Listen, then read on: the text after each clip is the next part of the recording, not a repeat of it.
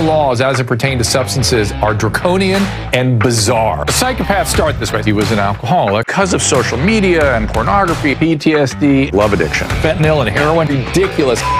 I'm a doctor, for sake. Where the hell do you think I learned that? I'm just saying, you go to treatment before you kill people. I am a clinician. I observe things about these chemicals. Let's just deal with what's real. We used to get these calls on Loveline all the time. Educate adolescents and to prevent and to treat. If you have trouble you can't stop and you want help stop it, I can help. I got a lot to say. I got a lot more to say.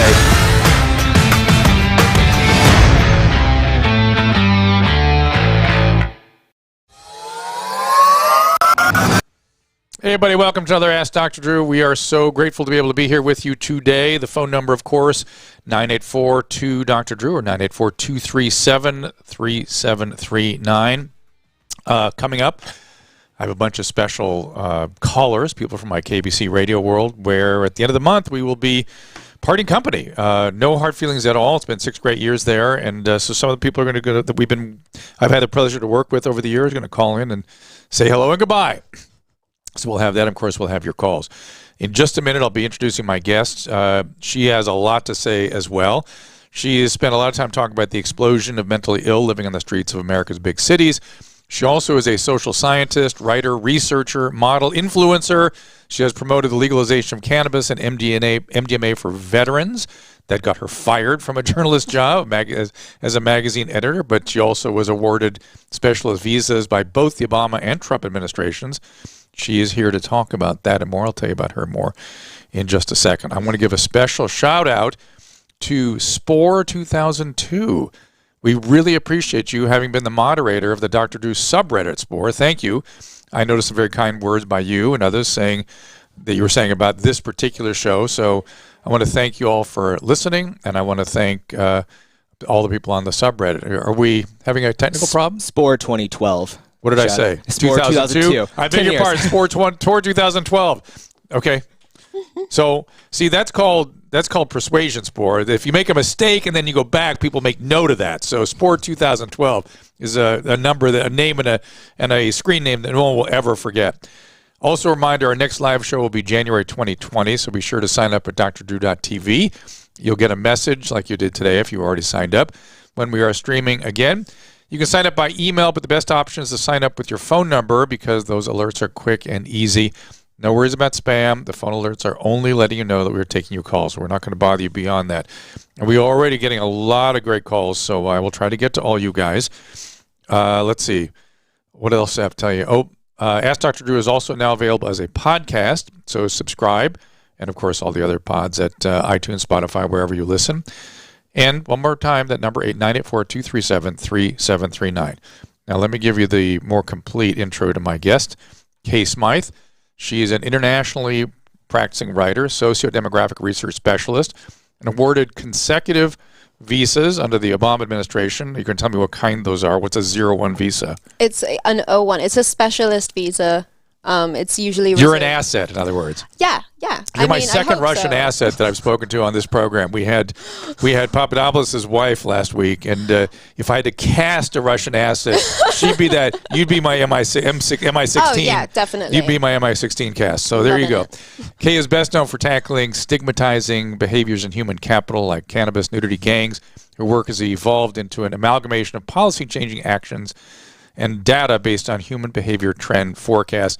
That's why I want Kay here, and that's why I'm delighted to be able to to discuss this. So much is going on in our country that we pretend isn't. So one of the reasons you caught my attention is you tagged me on a Twitter feed where you were talking about homelessness. Mm-hmm. You wrote a little article about the holidays, right? Yeah, just how wonderful it is to come to Los Angeles and, go down to the beach and go swimming amongst the needles and, the plague and God knows what else. Right. Yeah, it's a wonderful place to be during the holidays with no policing either and the wildfires and it's just great. It's awesome. And you've been here how long? Since 2015, I started coming out here to see if it was where I wanted to be, and then in 2016, I got my first visa. So you've been in the Southern California, Los Angeles area for 3 years, give or take, right? Yeah. And in those 3 years, you seem to have gained insight into what's going on here well beyond politicians that have lived there their whole life. Why are you have magical insight into what's happening here? I don't. I think they see it too. They just get paid not to see it. So they have no motivation to go outside their front door and deal with their constituents and mitigate this issue when they're making so much money from it. So that's the so-called homeless industrial complex, right? Yeah. So this is ways of selling the public on these tremendously expensive single-person units. Yeah, that cost like $700,000. Right. That we'll get converted to condos soon enough for the developers. No problem. If a homeless person ends up in any of these buildings, I will eat all of my words. If the buildings get built at all. Well, I'm certainly some of the transient homeless may get in there, right? Which is not the population we're concerned with. We're concerned with the chronically homeless. Yes. Which are the drug addicted, mentally ill on our streets, which you see fairly clearly as a social scientist researcher. Well, I think it's also the fact that, when they're having a bad day, they tend to chase people down the street too. I think it's not something you can avoid seeing.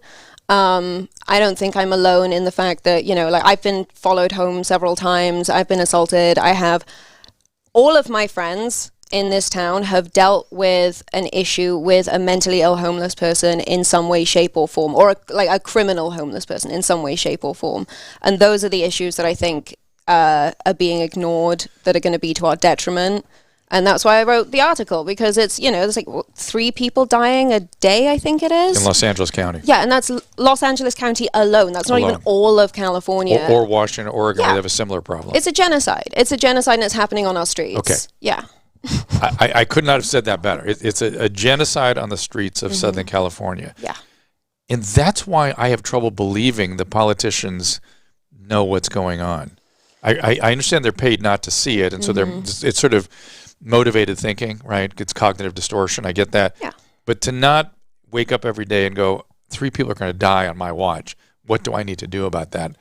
I as a clinician can't live with it. I don't understand how they do. I mean, I don't know whether it's a case of just like these inherent unconscious biases where, because I see like even the people that I watch that I learn from who are in my kind of demographic, they go on television shows to talk about this issue too. And even they're prevaricating about it being a housing crisis. So I don't know if it's just like these people are being so indoctrinated into truly believing it's a housing crisis that they are just completely numb to it at this point, or if it is just they're making so much money.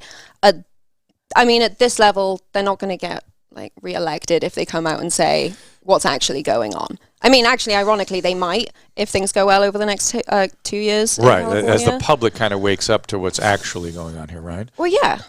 We've all been kind of victims of this propaganda, and I don't know whether it's just kind of leaching into the political elite too. But again, I found that very hard to believe, just personally. I do too. We have a bunch of calls coming in. We're going to be chatting a little bit more about this particular problem. I also want to talk to Kay about your other sort of passionate issues like drug legalization. Give us we have to go to break in a minute, but give me a little primer on that too. So despite the fact that I am for decriminalization, full decriminalization of all drugs, I'm actually for the full legalization of the whole bloody lot. Like, it would be great if we just legalized all drugs, made it a legitimate industry. And I'm going to interrupt you and say, is that based on the idea that prohibition only fuels black market? Exactly. Does not really affect the individuals using it, affects a black market. Exactly. Okay. This is going to sound really cold and blunt, but people who are addicted to dangerous substances, that addiction is always going to exist. Right. It would be great if we could legalize all these drugs, use that tax revenue to set up harm prevention, interventions in general, set up like decent education systems to teach people about the realities of drug and I kept use. saying that about cannabis, and here we are in California. We've legalized it, and I don't see any revenue coming to the help people with substance issues. It doesn't seem to. I don't know that I trust the government to do that. That's one of my concerns. Well, this is why I trust decriminalization. I am a huge proponent of decriminalization across Europe because we have the social knowledge, the social capital, and the social systems in place to do that. I mean, we don't even have a healthcare system in America. Everyone keeps talking about healthcare as if it's a thing that exists. Right. So we'll talk about this because you're talking about what to do if there was legalization. Most European countries already have something in place to manage that. Yeah. And we have nothing to manage that. Nothing at all. Well, we could do it. We just pretend we don't need to or something. I don't know what that is. You're from Wales. Did you grow up there? Yes. And you went to college? In Plymouth in the UK, in England. And what was your training in? I did, my undergraduate degree was a geography degree, so I did an even split of human and physical geography because the idea was that there would be green jobs to go into after graduation. They do not exist. So I specialized at the end in human geography, looking at recreational drug use versus problem drug use. So it's kind of an epidemiology degree. Yeah, I would say it's far more sociological. Like by the end, it was very sociological. Okay. Yeah. Which is why you were able to look at the streets of Los Angeles and draw some conclusions. Oh, yeah. I Easily. mean, Like, just as a researcher's eye, you look at the data and pretty simple. knee-jerk reaction. You just walk outside and go, okay, Got it. I'm going to deal with this. All right, we got to take a little break. We are lining up your calls actively. Again, the number is 984-2-Dr. Drew, or 984-237-3739. We will talk more to Kate. We will get your calls after this. The CBD industry is still pretty much the Wild West when it comes to claims and criticisms. The science is catching up with the industry. We will have clinical science soon enough, and there seems to be an overwhelmingly positive response these days to CBD's efficacy. We've all heard the reports, and luckily, our good friends at Social CBD are raising the industry testing standards. They like to say they are test-obsessed. Social CBD works closely with their suppliers and multiple third-party labs to ensure you are getting exactly the package that they say you are getting. High-quality CBD with 0.0 THC. And Social CBD wants you to be skeptical. That's why they put a QR and batch code on every package. This allows you to check all the test results for your product, not general testing, the product, the specific batch you bought. And while Social CBD broad-spectrum products are available in a range of formulations, each of which is clearly described so you can make an informed decision without all that hype and promises that sound too good to be true. To learn more, go to drdrew.com/socialcbd. That is my website, drdrew.com/SOCIALCBD. For a limited time, you can save 20% at checkout with the code Dr. Drew. Now let's get back to the show. Needles have increasingly become a part of everyday life. Proper disposal is both difficult and expensive. We have the solution. Simpler, safer, affordable, and fulfills the obligation to protect our environment. A single stick with something like this means tracking down the user. It means blood test for the person's stock. It means possibly medication for an extended period of time. Needle sticks are devastating. No more. Incinerate the needle. Needle goes in this port. It's over. Done. Needle gone. We all have loved ones who use needles. Keep their home safe. Medical offices are loaded with sharps. We are using ancient technology to protect our patients, our staff, ourselves. You know what needle sticks do. You know the cost and the devastation psychologically and physically, potentially, from a needle stick. Eliminate that completely. Stop using ancient technology. Sand MIDI. It will solve your problems. Find out more at needledestructiondevice.com. In your professional opinion, what do you think of these gas station dick pills? At best, a waste of time. At worst, dangerous. What is the worst thing that could happen for them? Worst case, you could wind up dead. Do you ever say, hey, I'm gonna do something like this. I'm gonna try this.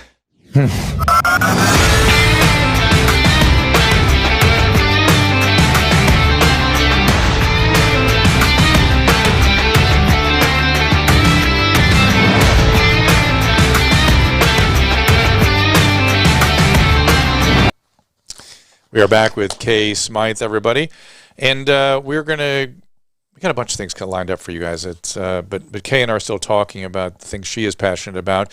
One of the things before we go on, that needle thing, that's actually something I'm actively involved with. I've always had a vision my whole career that needles, we should find some kind of technology that just eliminates needles as a problem, because I sort of cut my teeth taking care of AIDS patients and then drug addicts, and I just kept, needles were always part of my problem. And that device I'm very excited about. So if you're cleaning up streets, if you are diabetic yourself, take a look at that thing. It makes needles not a biohazard and no possibility of a needle stick. So that's why I'm excited about that. What do you think about needle exchanges? So I have no problem in principle with needle exchanges, right? You're coming from the perspective of harm avoidance, harm reduction, right? Well, that's generally what I'm used to from yeah, Britain. right. And I have no. in principle problem with any of that. And when it can save lives, I'm actively for it. The problem is, as an isolated policy, it's not right. You have to have a whole set of things around it to make it worthwhile. Now, in this country, we don't do needle exchanges. We do needle giveaways. We just, you can come and just, you don't have to exchange. You don't have to bring anything back. We just give you needles. Well, that's like completely counterproductive to the whole Yes, Kay, point. yes. This is why I needed to invent a device like that, because we have carpets of needles in this city and in San Francisco, because we just do needle giveaways. Because, well, drug addicts, you can't expect them to bring their needles back. You know, that's not the way to treat a drug addict. Yeah. The way to treat a drug addict is go, hey, well, I'll give you a needle. Get your ass back here with the needles I gave you. Yeah. And next time, maybe we'll have to do something else, or next time I'll have you arrested, or so. You have to motivate them. You have to really be tough to get, because they're in the disease state. Yeah. Now, back to what you were saying about harm avoidance. You were saying that you think we should legalize everything, right?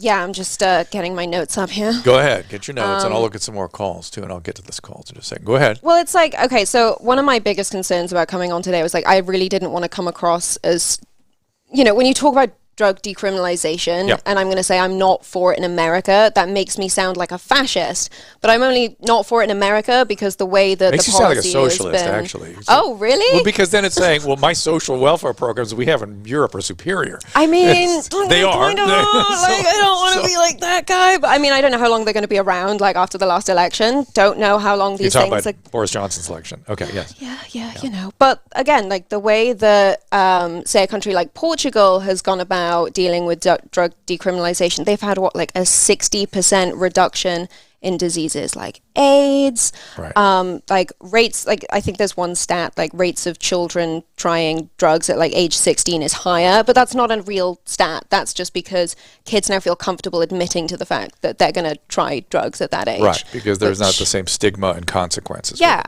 So I'm blanking, help me out, you guys, on the guy's name. I'm going to my crack producer. He wrote a book about Portugal. I shared the podium with him with Governor Christie. You could look at that. You'll see his name in a second. Anyway, he was pointing at Portugal. Everyone always points at Portugal when you talk about drug legalization. And back when I was sharing the stage with this gentleman, you're going to find this in a second, Emily, I'm sure. What's his name? No. They forget to mention that every other country on Earth, every other country on Earth takes care of its sick people. We do not. We have decided that you are at your liberty to be sick until you die if you have a brain disease, unless it's dementia. Then we jump in. Yeah. So brain diseases that we cannot affect the course of, we jump all over. Yeah. But brain diseases that we can dramatically affect the course of, particularly if we intervene early, hey, they're at their liberty to do that, man. Yeah. We don't do that in this country. We let them have their schizophrenia until they devolve to the point that they're irretrievable. We let them have their drug addiction until they die. We have their bipolar disorder until they commit suicide. That's insane. No other country does that, right? Yeah, no other country. So in Portugal, when they legalized everything, they anticipated things like, if you wanted to do your heroin, we will give you that heroin and we'll watch you. We'll have nurses administer it. Yeah. So harm avoidance, which I have no problem giving heroin addicts heroin. I don't. If people don't want recovery, and by the way, I've been very in favor of these alcoholic houses where people are allowed to go and drink as much as they want because they have behavior enhancement specialists there. So you can get them and talk to them and develop a rapport with them while you're letting them practice their disease. But if they practice their disease unchecked, what happens? You're not a clinician. What happens? They die. They die. And in this country, we let them die, period. That's just the way it goes. And that I cannot. Now, you should know, even though I'm going along with your hypothesis about all this, I'm not fully there with you because I don't know if you know, I've worked in this field for like 30 years. And so I saw the benefits of having certain axes to wield. It really helps people get well. Yeah. You know, it does. It really does. And if you take away all those motivating kinds of leverages, it's okay. I mean, if we just say that's what we're going to do, I'm not going to. It's better than this, what we're doing now, which is nothing. Yeah.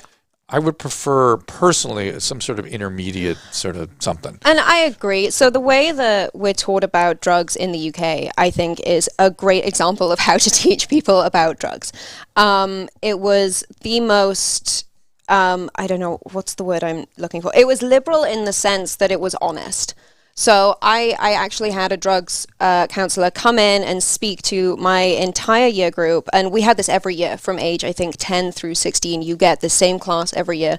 Do the same thing with comprehensive sex education, where we're taught, hey, if you're going to go out and say, use ecstasy, don't drink too much water when you go out because you can actually drown from doing that. So do you know what? When we go out, you get your brain swelling. Yeah, and you I die. mean, You we don't were just drown, you told. die. Yeah, we were told like we would drown. It's just like, oh my god, like that's terrifying. Yeah. And so we're taught about drugs in a way to almost respect them to the point of them only being appropriate when recreational.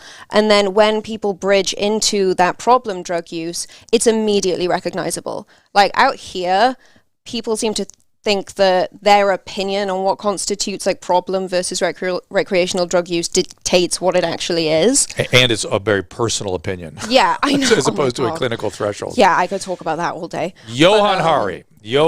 Emily, you got it. Johan Hari is the guy I was thinking of. Okay. Who wrote a couple books. Maybe you can pull those out for me even. And he points at Portugal and some of his other. He does not understand addiction at all. He's not factually incorrect. He's actually factually correct, but he doesn't contextualize what he's deriving properly. You're filling out the whole story. I mean, we need stigma. Like there has to be a stigma attached to doing heroin, to doing meth, to doing these drugs. I'm not sure. In the sense of, oh God, this is a bad thing. This person that I love is doing it bad. Yeah, like bad, dangerous, going to kill you. And I would argue that we have to start distinguishing between somebody with an addiction and the behaviors that result from addiction. Yes. And we should stigmatize those behaviors, but not stigmatize the drug addict per se. Well, when they're in those behaviors, yes, but not the drug addiction per se. And I think this is maybe like, I don't know if it's like a cultural thing, but like when I say stigmatize, like if I came home and found that like I had a family member who was heavily addicted to heroin, tough love. That's what it means for me. It's coming from a place of like, I love you unconditionally. I don't want you to die. We're not going to do this So anymore. I'm going to be mad at you until you fix yourself. And I agree there should be a certain amount of stick as much as there is carrot in that kind of treatment. Exactly. Yeah, that's what I mean. You need both. Here, let's go to, this is going to go to anxiety question. This is Alyssa. Thanks for calling in and thanks for signing up at drdrew.tv. What do you got? Uh-oh. Hey, I was listening. Sorry. I was listening to the Adam and Dr. Drew show, and Adam was talking about how you experienced anxiety once when you guys were about to go on stage, and he forced you to go back out on stage anyway. You kind of worked through it. But my question is do you deal with the anxiety or the thought of having anxiety attacks still? Yeah. And if so, how do you deal with them? Because that is where my anxiety stems from, is just worrying about having those attacks again. Yes. And trying to figure out how to deal with that. I am going to recommend a book to you, if I can find it very quickly, that helped Chelsea from Teen Mom, who had the exact same syndrome. It is called Dare, A New Way to End Anxiety and Panic Attacks by Barry McDonough. Dare by Barry McDonough. Okay? You got that? Okay. And that's when I was having panic attacks for real, when I was like 19, 20, and I was having disabling panic attacks, and I was depressed, and I had horrible generalized anxiety. Then I was living in constant fear of them because they were just paralytic. I couldn't function with them. And so just, the way panic works, the fear of the panic feeds on itself sometimes. So it's panic about the panic that gets you really into a serious spiral. Yeah. Yeah, that's why that book. That's why that book Dare is very good. In the particular episode you're talking about with me and Adam, I had just had a fight with Jon Favreau on the air, like a huge fight, because he was. It was on Loveline and MTV back in the day, and we were filming this episode, and a schizophrenic called in who was actively psychotic and really struggling, and Favreau goes, "Don't let anybody tell you to take those medications. That's all doctors trying to make money." And I went like, hold on. You're talking to a very, very sick person. Do not do. And we got into almost got like in each other's faces a bit, because I can't tolerate that. I can't tolerate when people let sick people become endangered. And so Yeah, we had a big absolutely. fight. We had a big fight, and then the next show, we were just doing back-to-back shows in those days. I was upset, and all of a sudden I started having a panic attack, and I just said, I got to take a minute. And Adam came into my dressing room and goes, "Get your ass back out there. If I have to spend one more minute here, I'm going to kick your ass." And he goes, "You're fine. You can deal with it." And I did deal with it. So that's the sort of dare technique. Now, to be fair, that was, compared to my old panic attacks, that was not a bad one, and I could kind of push through it. I just wasn't very effective on camera, which I didn't like being. And he was like, "I'm going to cover you. Get out. I'm going home for dinner. Let's get out of here." So that's what that was all about. But the other thing, Alyssa, the other thing is I was mismanaged too. I did not get the proper medication or psychotherapy that I should have gotten. It really wasn't until years later that I got more comprehensive psychological services, and they went away. And so treatment works, done properly. okay. Okay. You ever had panic? Nerves, crippling nerves. I don't know if it's the same kind of thing. Different. Kind of But thing. like anticipatory nerves, like coming on a show like this? Oh, yeah, absolutely. I've never had like the full aid. I think it's just my ego though at this Interesting. point. Yeah. So, Chasing the Scream, what's that now? Say that out loud. Hari. Jokan Hari?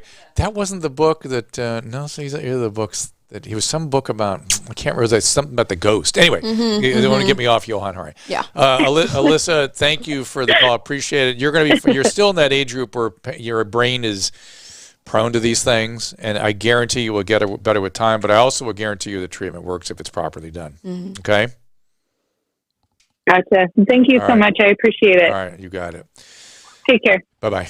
So, yeah, I had panic and anxiety. To me, I was actually depressed when I was having all that panic attack, and the anxiety was more of a manifestation of the depression, and then the panic was on top of everything else. Ooh. And I wondered, that was back when I never have liked cannabis, but I smoked owners, and they were convinced I just wasn't doing it properly, because how could I not love it? Because I didn't. And so they insisted that I do a little more with them. And panic was not far after that. And I have since then clinically seen people with really terrible panic attacks, as though there's something for some people about the cannabis where it opens up a circuit where you can be more prone to panic. Oh, hugely. That's like 100% a thing. I have so many friends that I say don't ever smoke pot. Like, you'll be an absolute basket case. Like, it's definitely... I'm still intrigued. I'm still tempted to, because everyone, it's so different today. Oh, I highly recommend it. So, but so it's legalized here in California. Yes. Do you agree with the way we've done it here? I know I'm very integrated into that community, and I'm not a huge fan of it, but I think the way it's been done, generally speaking, if we're going to legalize it the way we're going to legalize it, like, absolutely. You're this fine is with great. it. Yeah. I don't like the way that the businesses, like the private corporations, have gone about it. Like, it's going to be the next big tobacco. Oh, yeah. Clearly. 100%. Yeah. And it would actually probably be better if big tobacco got involved. Not that I'm a proponent They of are that. quietly behind the scenes getting involved. And I keep reading stuff that who Benjamin Rush is? Benjamin Rush was one of the signers of the Declaration of Independence, and he was George Washington's doctor. Ended up killing George Washington, but like always, the medical system will do you harm if you spend too much time with him. But he just kept writing about this tobacco thing. I don't think it's going to go well. I think businesses are getting. He just kept predicting what took another 200 years to really develop. That's crazy. Yeah, and I feel. I'm sort of feeling the same way about cannabis. Like, I don't think this is going to go well. I'm worried about it. I don't think anything in society is going to go well, but we talk about this. I have a lot of hope. Said, we're done, everybody. And for that, good night. Nothing's going to go well. K of smoking. That's it. We're done. Let's just all go back to the cave. No. So, hey, I have some really, really good calls coming in. So let's try to get to some of these. This is Chris. Go ahead there, Chris. Hi, Dr. Drew. Hey, buddy. Thanks for having me on. You bet. My father was a professor of medicine at UCLA for 35 years and the founding medical director of the Pritikin Longevity Center. Wow. Crazy. Yeah. And so 40 years ago, he showed that with healthy living, we could reduce our blood pressure and get off drugs. But that information hasn't really filtered into the full medical system. Well, I would argue that compared to, I remember the Pritikin Center, and I remember when I was in medical school, it coming up sort of in the background quite a bit. And I would argue that pretty much most of what he was advocating has sort of become axiomatic in the sense that it's sort of accepted as true and good thinking. Just we can't get anybody to do it. That's, I think, the sort of zone we're in now. Do you disagree? Well, I've been working with him for 20 years, and so I figured out that, well, Hans Selye said symptoms of stress are fatigue, and so people who are tired don't want to exercise.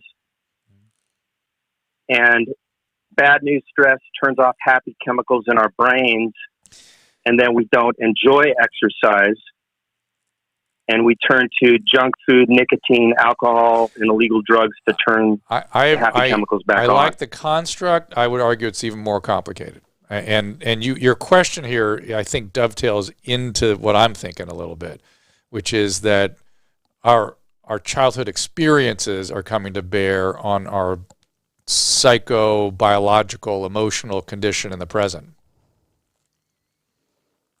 Definitely. Yeah, well, you explored the same thing in your awesome book, Cracked, about traumatic experiences and addiction. Yep. But my more important question was the new California Surgeon General, Nadine Burke-Harris, is on a mission to make healthcare trauma-informed. And all for it. So I feel like that's all relevant. For it. That's great. Addiction. Yeah, everything. Criminal justice, everything.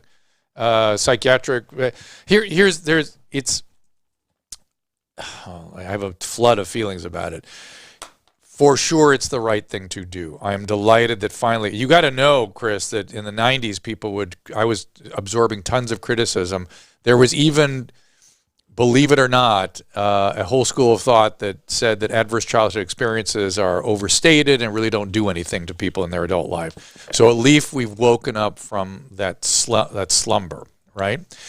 Not only have we woken from that slumber, but now we're starting to talk about what to do about people that are traumatized.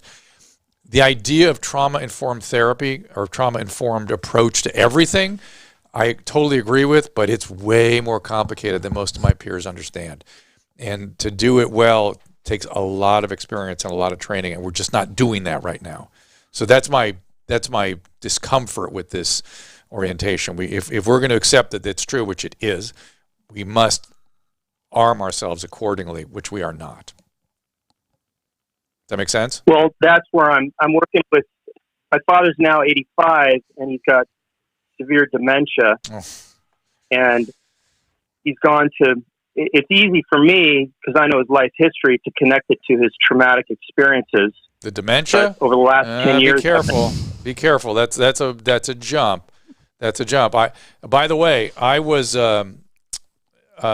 to work in a dementia hospital, and the first thing I noticed when I went in there was particularly the men. All the men had pictures of themselves by the bedside, and they were like admirals in the Navy and captains of industry and just crazy stuff they've been doing. And I started wondering, I thought, oh my gosh, stress has got to be the thing. It's got to be stress-inducing in dementia in these men. So I started interviewing their families, and to a person, they all said that this man had no stress. He loved his job, which confused me, but I found a common link amongst all of them. None of them slept. They all restricted their sleep.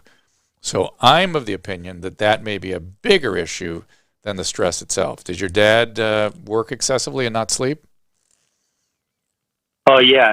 I agree. That's definitely a factor. So, when you're locked down, the brain gets a lot more blood.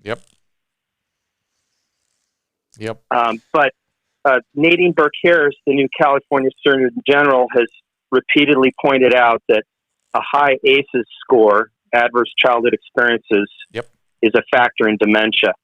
That makes sense to me, but that doesn't mean it's causational, right? It may be that there are substance uses involved in that. It may be people aren't sleeping normally because of the ACE, which we know they don't.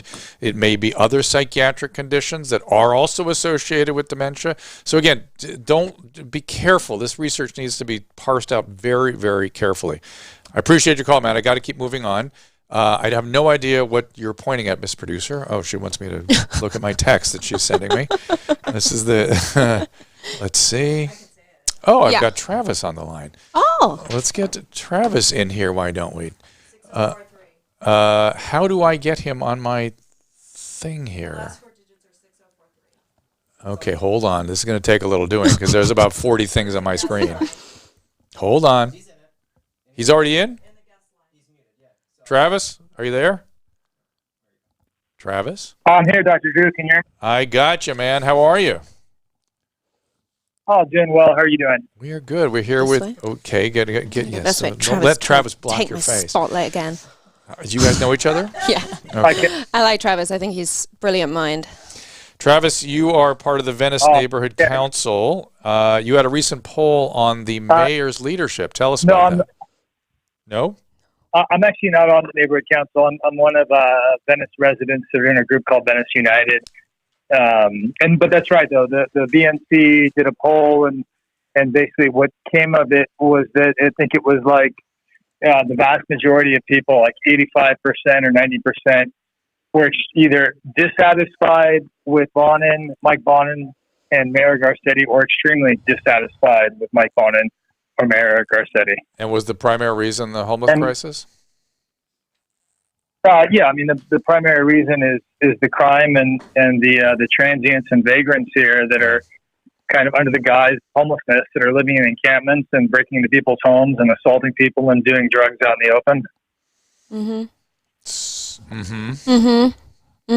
Do you live in Venice? I had to move from Venice because it had become such a crisis. Yeah. I mean, I'm not going to pay like $2,000 for a glorified room when I can't walk to the shop in the middle of the day. Yeah. Yeah. But I'm hearing the frustration in Travis's and the characterization of his, what the other side calls his unhoused neighbors. I just call the sick people on the streets that are dying. Yeah. Is that eventually you're going to see horrible behaviors. That's the nature of these conditions. Yeah. And then eventually, if we don't be if let's say horrible infectious disease break out, which is inevitable also, you're going to start to see, my fear is sort of vigilantism. I mean, I hear Travis is on his last thread here. What is the community doing? Well, you want to answer? Well, Kay. we see it all the time. Like if you go on the kind of localized next door app, people will post, what are we going to personally do to deal with this issue, trying to instigate the police this can't vigilant. do anything. Did I say vag? I meant vigilante. Vigilantism. She's from Wales, everybody. I mean, if it was a group of women, I think that's what I'm going to call my group now. Vigilante. If it ever comes to that. Fourth wave feminist movement. But what Maybe Travis? it's fifth wave. Yeah. Oh God. What Travis really touches on, though, is the lack of common sense that went into the decision making behind these policies that perpetuate these issues. Yeah. Let's decriminalize drugs because it's going to be better for a handful of demographics throughout California. Well, but to be fair, let me defend that decision. They also, at this stage, they're going to end up in prison. Yeah. But just because they're drug addicts, they don't belong in prison. No, they don't. Right. So we agree on that. Yeah, no, so absolutely. Taking them out of prison is a good thing. Not onto the streets. Yeah. Not onto the streets. It's like taking, have you ever heard like the man falls down a hole analogy? No. It was, okay, so man falls down a hole. This sounds like a sociologist thing. I think it was from The West Wing, which I can't believe. Like, I hate that because I do feel like The West Wing kind of like ruined politics, even though I do like that show. But okay, so man falls down a hole. And priest comes along. He's like, Father, please help me. I've fallen down this hole. I can't get out. The priest writes prayer, throws it down, or a couple of Hail Marys or whatever, throws it down, carries on. Short while later, a doctor comes along. And the guy's like, Doctor, help me out of here. I've like fallen down. I can't get out. Help me. Doctor writes a prescription, throws it down the hole, moves along. A little while later, a friend comes along. Guy's like, oh my God, Joe, thank God you're here. I've been stuck down this hole for ages. Please help me out. The friend jumps down the hole, and the guy's like, dude, what are you doing? Like, what are you doing? He's like, don't worry about it. I've been down here before, and I know my way out. So that's how these laws need to be practiced. They need to be built around understanding the human behavior that comes with addiction. And so you would think in organizing policies, you would talk to mental health professionals or people who work in this field. Well, that's shocking. What a shocking idea. Well, what the leadership of California has done is just thrown like a bunch of dirty needles down the hole and just said, like, deal with it. Travis, what's your opinion on all this? But I actually am someone who voted for Prop 47, and in my opinion, it was a mistake because I think that we need mandatory rehab, and I think what's happening is by making these drugs basically legal, making them from a felony to a misdemeanor, I think we've got a lot more people doing drugs. Sure. And I get a lot of my information from homeless people, ex-homeless people, as well as the LAPD. And of course, I got to tell you what I've heard. I'm sorry, go ahead. I would say if you legalize drugs and trafficking and stealing to support your habit, my patients are coming. They're going to show up, and they're going to show up from all far and wide, from every land. They're going to show up, and that's what's happening. What I'm saying is, I voted for Prop 47, but it was a mistake. I don't think we should make these drugs legalized. I think that these drugs, meth and heroin, should still be illegal because one, we need a deterrent. Two, these drugs are going to kill you eventually, and if you overdose, they could kill you immediately. And three, what's happening is when you start doing these drugs, you don't really care too much about paying rent or mortgage. You really will just camp out in a tent outside of your home. And anybody who lives near these things will tell you the same thing. So I'm not saying throw them in jail with killers or hardened criminals, but I am saying that we need like a mandatory rehab. And so I think Prop 47 was a huge mistake, and I think we need to make these drugs illegal again. Sure. I mean, again, I'm never going to say we should make drugs illegal because Let me ask you this. Yeah. If we're not willing to set up the social network to deal with this. Yeah. Oh, yeah, no, if that doesn't exist, absolutely. It's the next, most common sense policy. Right. But it's kind of like the same and with... it also ends the genocide. It does end the genocide, but does it just move the genocide into a prison? Does that not then perpetuate the concentration camp just within the prison walls? I don't know. Case can be made. So, I mean, what we need to do is figure out how to monetize the mandatory rehabs, but do it in such a way that it doesn't turn into another complex. Yes. Yeah. Which it will. Because that's the nature of human behavior. It's, incredibly sad. So other than modifying 47, Travis, any other plans?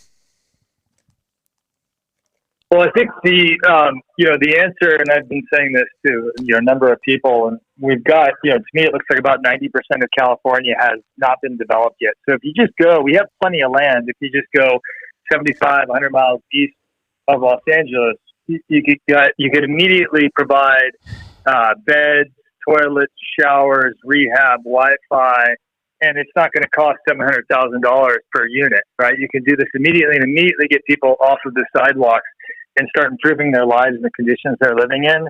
And I think what's happening right now is, like the two of you were stating, is we've got this homeless industrial complex that started with good intentions of people, but now it's turned into essentially profiting. And so you've got a lot of people that are just basically coming to Los Angeles for not just legalized drugs, but for the prospect of free housing and free food.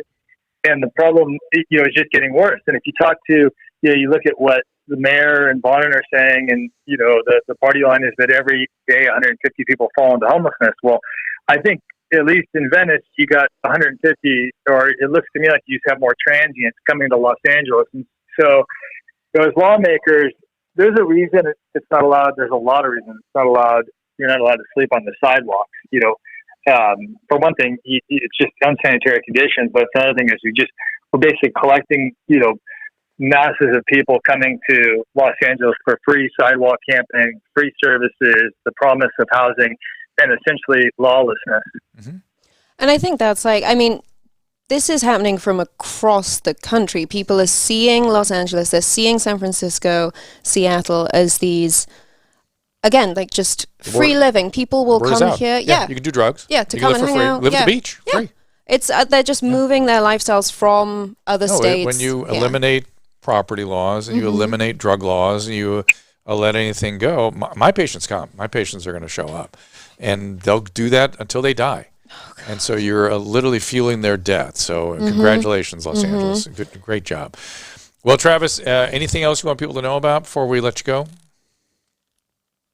Well, what I'd like to see happening is our leadership actually start doing things that are helping the truly homeless. So it gets impossible to help the truly homeless person when you've got essentially a lot of people coming here for, legalized drugs. Right. So I get it. Well, Boise ruling said that you can't criminalize homelessness, but it didn't just say that people can sleep wherever they want. I think that, the councilman and the mayor need to start setting up some laws that restrict where people can sleep. No, but we need some areas. Here's what we need: laws that allow us. This is the thing you were talking about in Europe, where they help sick people.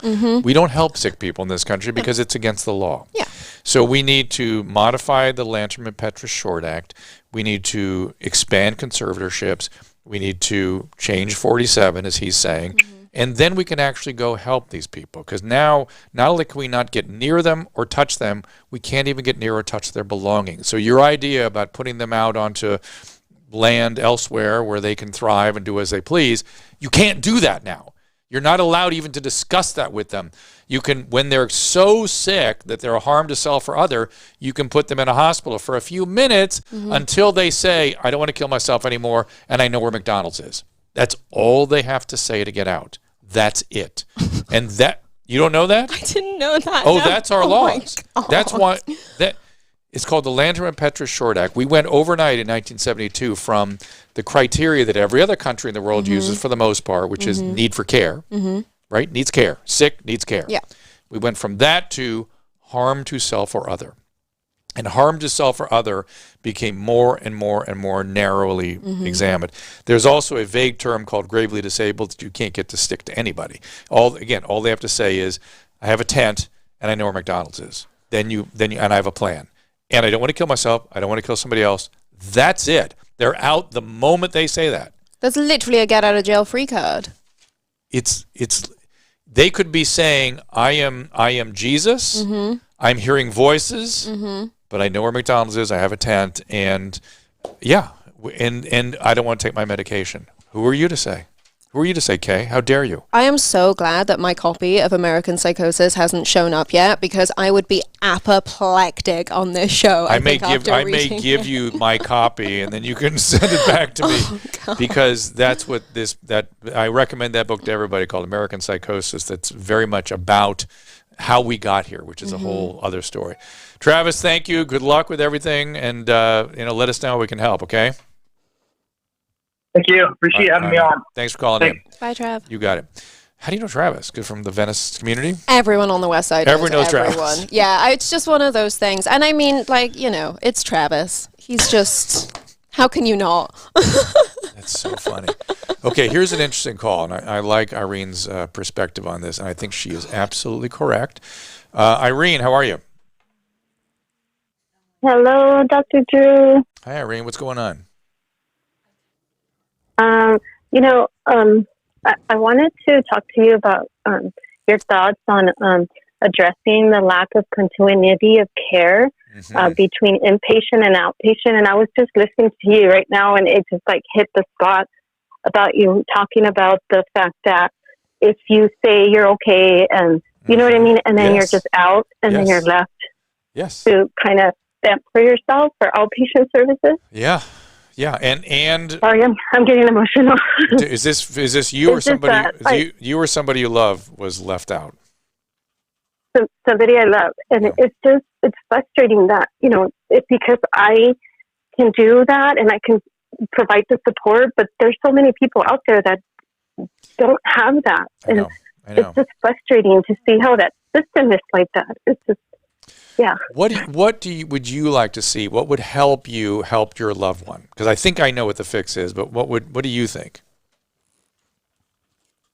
I mentally, I see how, if I had physical, right, a surgery or whatever, and I see the support from the doctors to home, but yet when it's a mental illness, you don't see that. You don't see it because Irene, it's there, but we have privileged psychiatric symptoms in the law. We've said if you say, I don't really have a problem, I don't want that ongoing care, it's okay.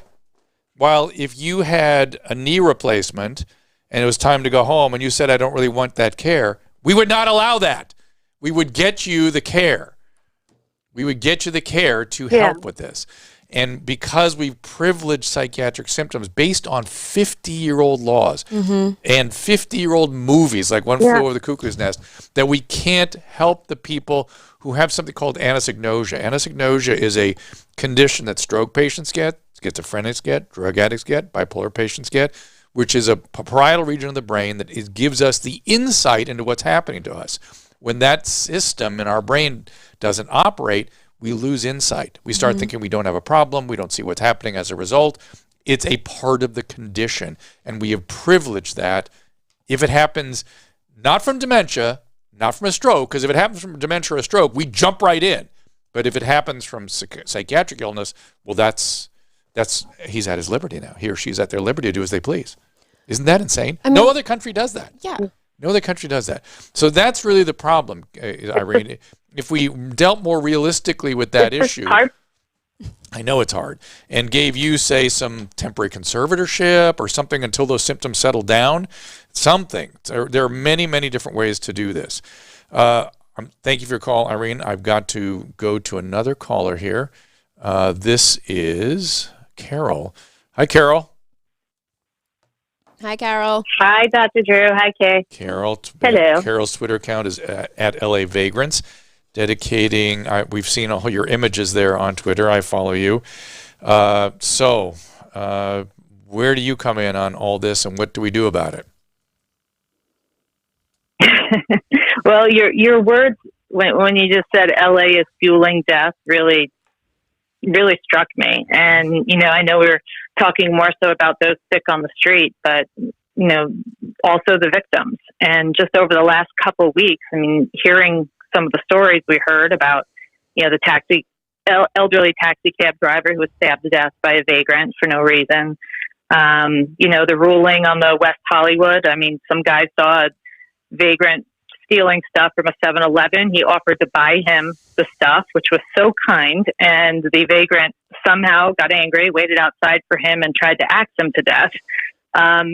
It's I'm at a point where I don't mean to be the Debbie Downer of today, but LA is fueling death on both ends, and it's a humanitarian crisis. It's two-pronged. It is the 59,000 people dying on the streets in LA County, and it's also us citizens who, Kay was a victim, I was a victim. Quite frankly, you talk to your friends, everyone has a story. Some are very worse than others. Not only, Carol, does everyone have a story. You know what's pretty interesting? Much have a story. Not only do you have a story, we hear this rhetoric about the crime stats being down. Everybody I know has a crime story, too, where they didn't call police. Because why bother? Yeah. Everybody I know that. So the crime stats are completely distorted by that fact. Well, it's like this macro propaganda. I really didn't realize the magnitude of the issue until people like Harold started posting about this on Twitter. You talk about vigilantes. This is media vigilantism, actually getting this information out there, calling it a humanitarian crisis, public safety crisis, reshaping public understanding of this issue. Rather than saying it's income disparity in housing, which has nothing to do with this. Get me started. Yeah, it has nothing to do with that. I'm not saying those things don't exist. They do exist. But that has nothing to do with this problem. Yeah, it is not the origin of this crisis. And talking about it from a real life perspective of what goes on day to day on our streets is the only way that this issue is going to shift. Which is Carol's thing, right, Carol? Yeah. God, I'm For sure. And, it's amazing how I have so many people come to me because, the at LA Vagrant Twitter thread, it's all like-minded people. They're concerned, they're victims. I even have former meth heads, who send advice and they've gotten out of that and they're back living healthy lives. And, I have one follower who I've befriended who she's wonderful and her brother's living in a tent, under a freeway in LA, and she's just crestfallen. So it's brought together this really interesting group of LA County citizens who are all fed up. And I have to say, I have a new motto, and perhaps it's coming from the fact that I'm a victim myself, but my new motto, because I'm seeing this progressively get worse. And Dr. Drew, the last time I spoke to you and Leanne was in July. It's gotten so much worse, especially down here in the South Bay. And my new motto is every walk by a vagrant is a chance. It is. It's a 50% chance that person is kind and they're keeping to themselves and just doing their thing, whatever that is. There's a 50% chance they will be aggressive. They'll threaten you, either verbally, hurt you, or as we've seen, the last couple of months, kill you. They will kill you, or they will throw a bucket of their hot diarrhea over your head, like happened to the woman in Hollywood. And I just keep, I walk by these folks and I just say, God, keep me safe. Keep me and my child safe right now. And I've gotten to a point where how do I live here? I mean, how do I be a responsible parent and actually say that's okay? That's an okay lifestyle. That every day we're going to walk by and have to say, please keep us safe as we just walk down. It's impossible. Alyssa, how do you think I feel as a clinician? Because I know how to treat this, and it's not complicated. So every time they say it's a complicated problem, I want them to shut the fuck up because it's not complicated if we had the proper laws to deal with it. Yes. Yeah. It's a common sense issue. Right. And for sure. And Dr. Drew, you brought up something before. It was like 2 phone calls ago about, it was about Prop 47 and what someone has to do to get arrested nowadays. And we had that issue in Hermosa Beach just this week of, vagrants set up an encampment along our green belt, which is a walkway. It's kind of a city park, and it spans Manhattan Beach, Hermosa, and Redondo. And the kids all walk this green belt pathway to get to school. And I'm talking elementary school children, 8 and 10-year-olds with their backpacks. So this guy set up outside, and Hermosa Beach PD was flooded with calls, and they said, listen, there's nothing we can do. He's allowed to live there. His garbage is all over. He's smoking cigarettes, which, by the way, that alone is against the law in Hermosa to do that publicly. He's throwing his cigarettes into the dry slow down. brush. For taxpayers. It's for taxpayers. It's illegal. Relax. Yes. Not your unhoused neighbor. Exactly. For taxpayers. So, so bottom line, it dawned on me that, the whole town was aflutter about this. And we know, because we're such a small town, that the kids get out of school around 2:30. And I said, I have some time. I'm going to go and sit there and in my car and just make sure these kids are safe. And I did that. And as I'm sitting there, I see him start swinging a cane into the air. Then I see the girls' high school track team start running right by him while he's acting erratic and agitated. So I called the Hermosa police. He also pulled down his pants at one point. He didn't do anything crazy, but he did pull them down. Of course. And so I called the Hermosa police. I said, enough is enough. I said, the children are getting out of school. They are walking by him. Why am I the only one sitting here making sure they're safe? And they said, we don't have the resources and we can't do anything. Right. And I said, a police officer should at least be here. But if they were there, they would just be standing. They wouldn't be able to do anything. They are prevented from doing. I know, but just well, it gets better. Don't worry. But for the hour that those kids are getting out of school, there should have been someone there. I don't know. I don't disagree with you. Maybe it was an official from the school. Yeah, the fact that I don't even have a kid in school, and I'm sitting there making sure other people's kids are safe. So as I'm sitting there, so I called the Hermosa police. I kind of lost my mind when I saw him pull down his pants. I got really upset as the kids are walking by. And then, sure enough, one officer showed up, and a second, and a third. And it took about 5 minutes before he was shouting into the air that he's going to kill somebody dead. And to your point, that is when he was finally taken down and taken in. But I promise you, if you got to the hospital, Carol, I got to run. Thank you so much for joining us, though. I really appreciate it. We appreciate the call. But I will guarantee you that if he got to the hospital and said, I was just kidding, does not put on the hold. Taken off the hold immediately. This is the deal. What is the thinking behind this? Is it supposed to be some kind of liberties. I was about to say some kind of liberty. Who are you to say? I just have 30 years of experience, and I know what can help this guy not die and get better, and even return to a productive life potentially. Who am I? Who am I to say? No, he knows better. Hey, special guest coming on the line, the one, the only, Jillian Barbary. Jillian? Oh no, I pushed the wrong button. Hold on.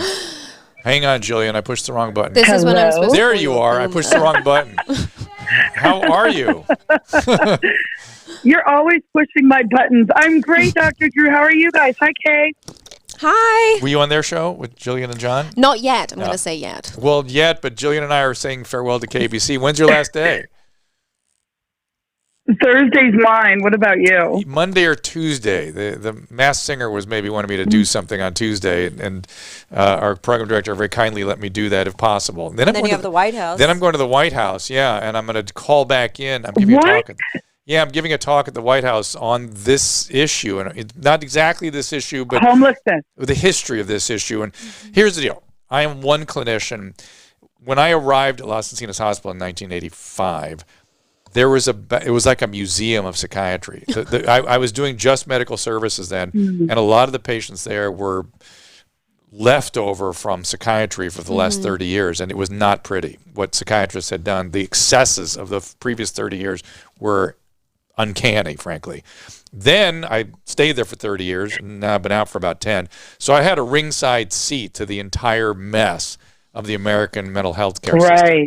So I'm going to talk about that at the White House. Yeah, it'll be fun.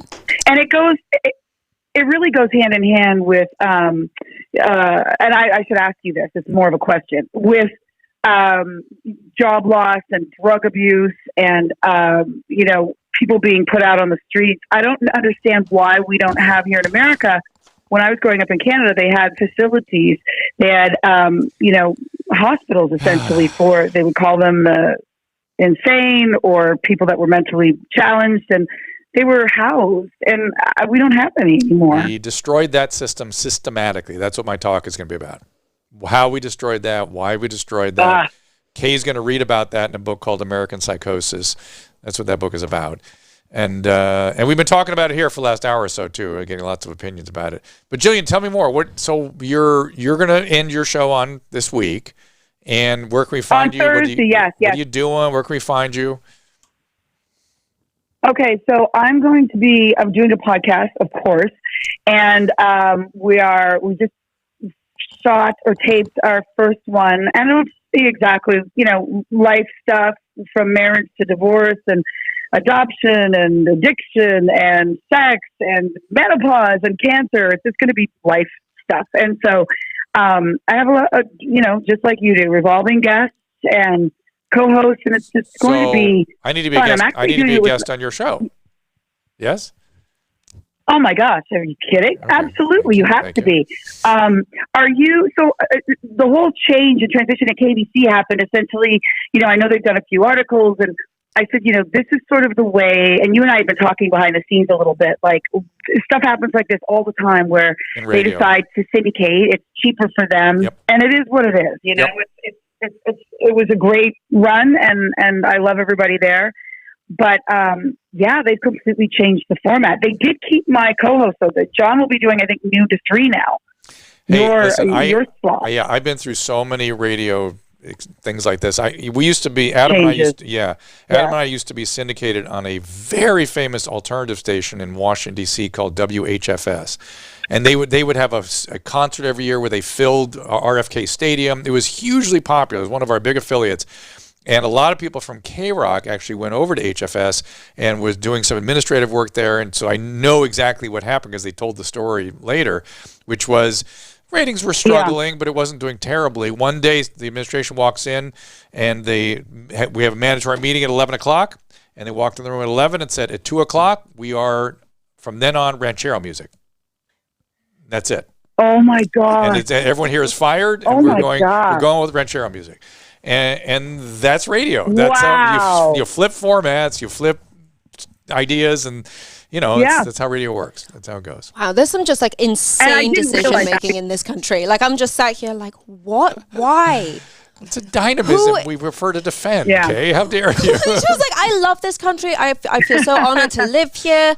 Like moving from somewhere with a queen on the money as well. But like, oh my goodness. I've never seen. It's interesting, right? Oh God. Yeah, it's interesting. We it's. And I'm from a place where we have queens on our money too, because I'm from Canada, so we're into the Commonwealth, and the queen is all over our money. Yeah, we had the same hospitals. It is quite a difference, isn't it? Oh, it's I mean, we speak the same language, but we don't speak the same language, kind of thing. And that's not to say that I think that Britain is better. It is not. Got its own Brexit defines it as being a bad place now. But it's next level. Yeah. Next level. Wow. Well, Jillian, I thank you for saying hi, and thank you for. It's been great working with you over there all this time. Oh yeah. Next time, love you so much, Dr. Drew. And I'll do your show, and we'll see each other no doubt soon. Call Susan, we'll get set up. Okay? Absolutely. We definitely need a dinner. I love you dearly, and you and your 50,000 shows that you've got going on. You have to call me in between. We'll have dinner. All right, it's so true. It's crazy, but it's fabulous. All right, Dr. Drew. Thanks. Great talking to you, Kay. Bye, Joe. Bye. Nice to meet you. All right, we're going to take another little break. Of course, I've got Kay Smythe here. The call-in number is, put it up there, 984-237-3739. One day I'll learn it by heart. 984-2 Dr. Drew, of course, also. So I got lots of great calls lining up here. I'm going to try to get to some of them. Maybe some more general sort of Loveline-esque type calls I will try to answer now as well. We will talk to you after the break. The CBD industry is still pretty much the Wild West when it comes to claims and criticisms. The science is catching up with the industry. We will have clinical science soon enough, and there seems to be an overwhelmingly positive response these days to CBD's efficacy. We've all heard the reports, and luckily our good friends at Social CBD are raising the industry testing standards. They like to say they are test-obsessed. Social CBD works closely with their suppliers and multiple third-party labs to ensure you are getting exactly the package that they say you are getting. High-quality CBD with 0.0 THC. And Social CBD wants you to be skeptical. That's why they put a QR and batch code on every package. This allows you to check all the test results for your product, not general testing, the product, the specific batch you bought. And while Social CBD broad-spectrum products are available in a range of formulations, each of which is clearly described so you can make an informed decision without all that hype and promises that sound too good to be true. To learn more, go to drdrew.com/socialcbd. That is my website, drdrew.com/SOCIALCBD. For a limited time, you can save 20% at checkout with the code Dr. Drew. Now let's get back to the show. Needles have increasingly become a part of everyday life. Proper disposal is both difficult and expensive. We have the solution. Simpler, safer, affordable, and fulfills the obligation to protect our environment. A single stick with something like this means tracking down the user. It means blood test for the person's stock. It means possibly medication for an extended period of time. Needle sticks are devastating. No more. Incinerate the needle. Needle goes in this port. It's over. Done. Needle gone. We all have loved ones who use needles. Keep their home safe. Medical offices are loaded with sharps. We are using ancient technology to protect our patients, our staff, ourselves. You know what needle sticks do. You know the cost and the devastation psychologically and physically, potentially, from a needle stick. Eliminate that completely. Stop using ancient technology. Sand MIDI. It will solve your problems. Find out more at needledestructiondevice.com. The strangest call you've ever received on your show from a caller? I'm not sure you want me to really get into this, but a guy that called and said, you guys are willing to listen to everything, and I want to know why people freak out when they hear about my monogamous, loving relationship. Turns out it was his dog, Brutus, an Achille-Collie mix. And he was having relations with him. Yeah, let's talk about something else. I think so.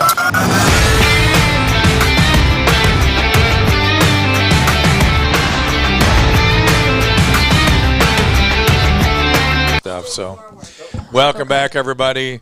Great Tom Green is going to be on Dr. Drew After Dark coming up. They'll be a few weeks down the road. I think I'm talking to him tomorrow.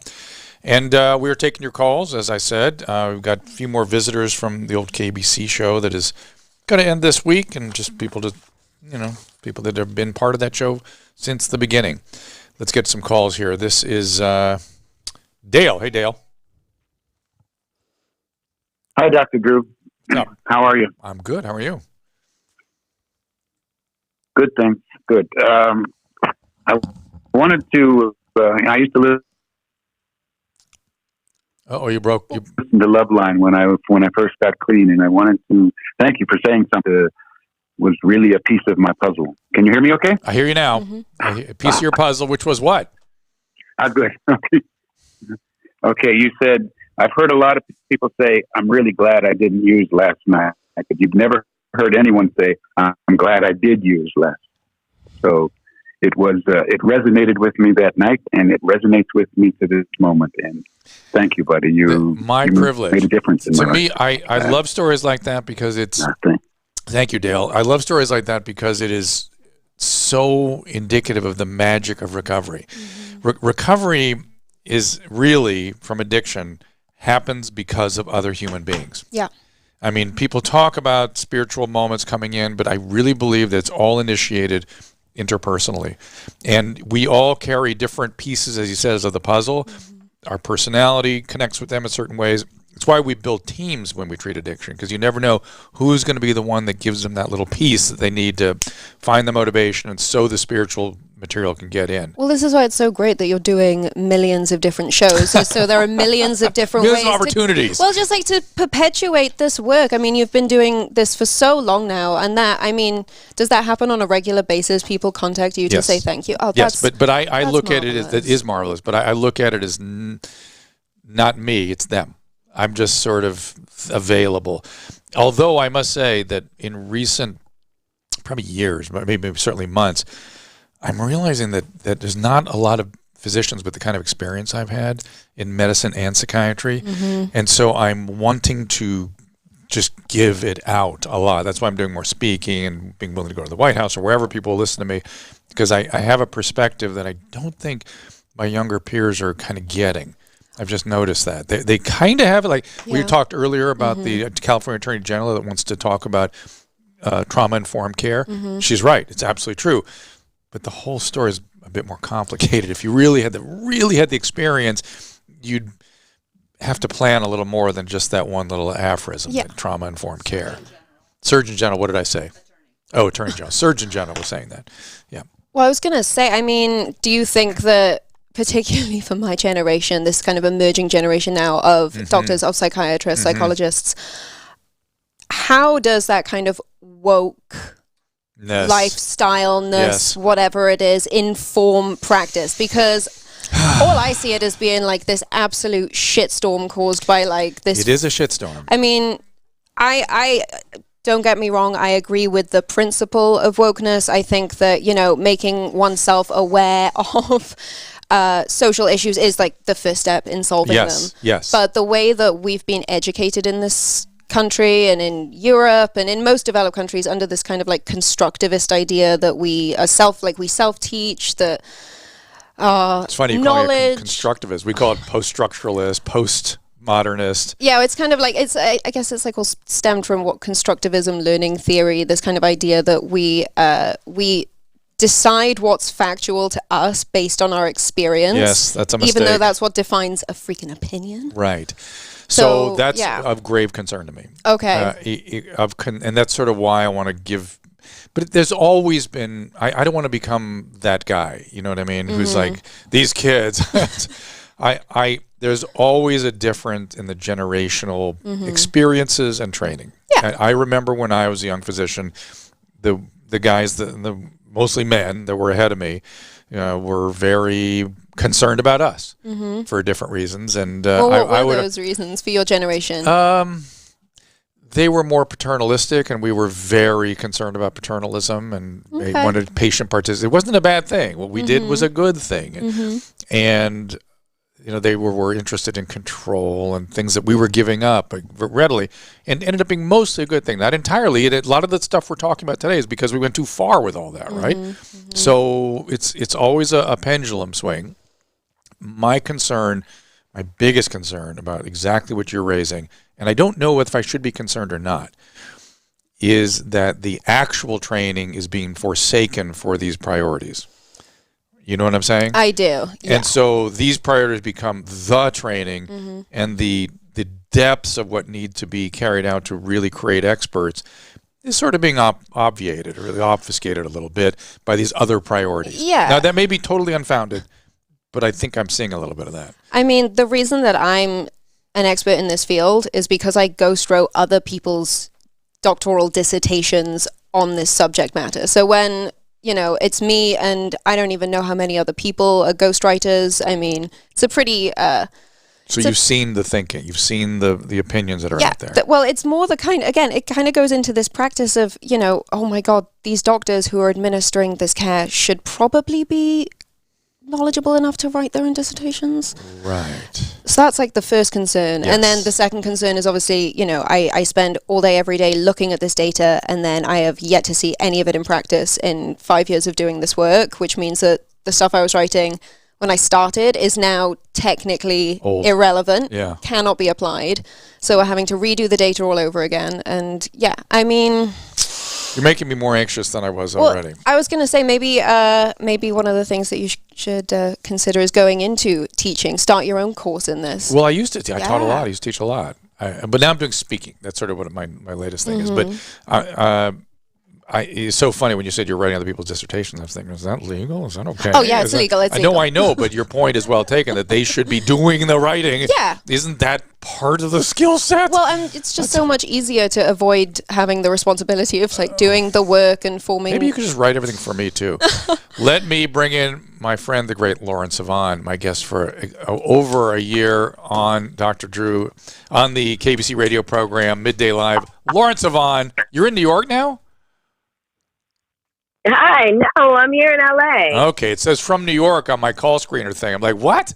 Once again, we're going to have to meet up. Because my number, I have a New York number. Oh, so, well, so we're all saying farewell to KBC. So everyone, Mike's calling in, Jillian called in, now we got you. And I appreciate you calling in. Yeah, I mean, I was a year ahead of you in leaving. Yes, you were. But the greatest part about KBC was that I got to work with you. I mean, that was the treat in all of it. You know what, Lauren, do you mind if people don't know your relation to the whole Me Too thing? Do you mind? I know you have to do it all the time, but do you mind sketching it a little bit? Because to me, by the way, I felt like I was sitting next to the person who said Me Too. And it was a privilege and really interesting watching you. Well, no, but listen, I know the consequences you've had, and I know it's been a really interesting challenge dealing with all that. Do you mind sketching that a little bit?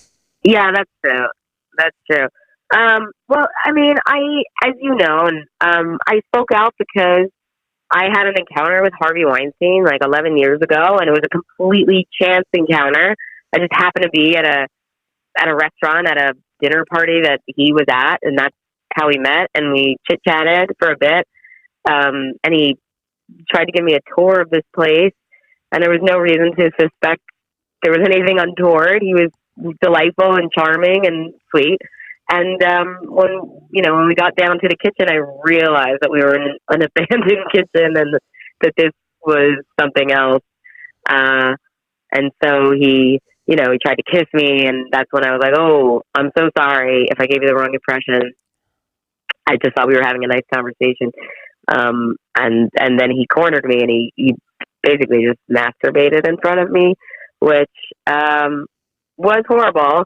But now that I've gotten to know so many of his victims, I really consider myself one of the lucky ones because I didn't need anything from him. I wasn't trying to get hired by him. I wasn't trying to make it in Hollywood. I wasn't an actress. It was just a really disturbing thing that happened to me on a random night out in New York City. And it wasn't something, for me personally, it wasn't something that traumatized me. I mean, it was kind of like this story. Every time his name came up, I'd be like, oh, I got a great Harvey Weinstein story for you. But when Braver Women and I came forward and told their truth about Harvey Weinstein, like, Rose McGowan and Ashley Judd, I came forward because he called them liars, and he said that, he never did anything wrong, and these women were just, lying and upset about their careers, which I knew was a lie, only because of my, 1 hour encounter with him. So, yes, I was one of the women that said Me Too pretty early on after that story was published. I feel like you were the first, and then you did the thing that disturbs me almost more than anything else about these encounters, not just with him, but what women do when they're the object of victimization. They blame themselves. Yeah. What did I do? They take a big old inventory about what I did to get myself in that position. And you did that. And I've spoken to so many of the other victims. By the way, there's like 90 women that came forward, so there's a lot of us. And we all did the same thing. We all said, how could I be so stupid? How did I fall into this trap? What kind of signs was I giving off to him that he got the wrong impression? Whereas, a lot of times we do that because we don't know how many others of us there are. You kind of think it's this solitary thing that happens to you. But had you known that, no, you were absolutely lured into the place, that he wanted you, I think all of us would have had a better idea and probably would have blamed ourselves a lot less. Maybe less, but women, I just think for some reason that's the move. It's just an inventory. I've seen it over and over again. Lots of other. I mean, biologically, biologically, I think we're kind of biologically circuited to be agreeable and to not rock the boat and to not make people feel uncomfortable. That's exactly true. So anytime that we feel conflict or we feel tension, we kind of want to relieve that tension. And so if we can put it on ourselves, we do. And part of it is that. And the other part is that society conditions us to be that way. Yes, what were you wearing when you got raped? And what did you say to him? I mean, there's a part of that blame too. Yes, and I would argue that one of my criticisms of fourth wave feminism is an unwillingness to look at some of these tendencies that may be whatever, they're just tendencies like you're describing, the agreeableness, and then saying, oh, that exists. Yeah. Let's help women fight against that. Yep. Let's move them away from that agreeableness in particular situations where they need to come to their own aid and not fall into this, oh, what did I do? Because what did I do? When women do that, I find it emotionally, it like hurts me. It's like, it's sad to see women do that. It's unnecessary. Trust me. Well, it hurts women too because they carry that around as guilt. Mm-hmm. And they carry it around as like, I got myself into that situation. That was somehow my fault. I brought it on myself. And so I want to keep it a secret because there's a component of shame that accompanies that as well.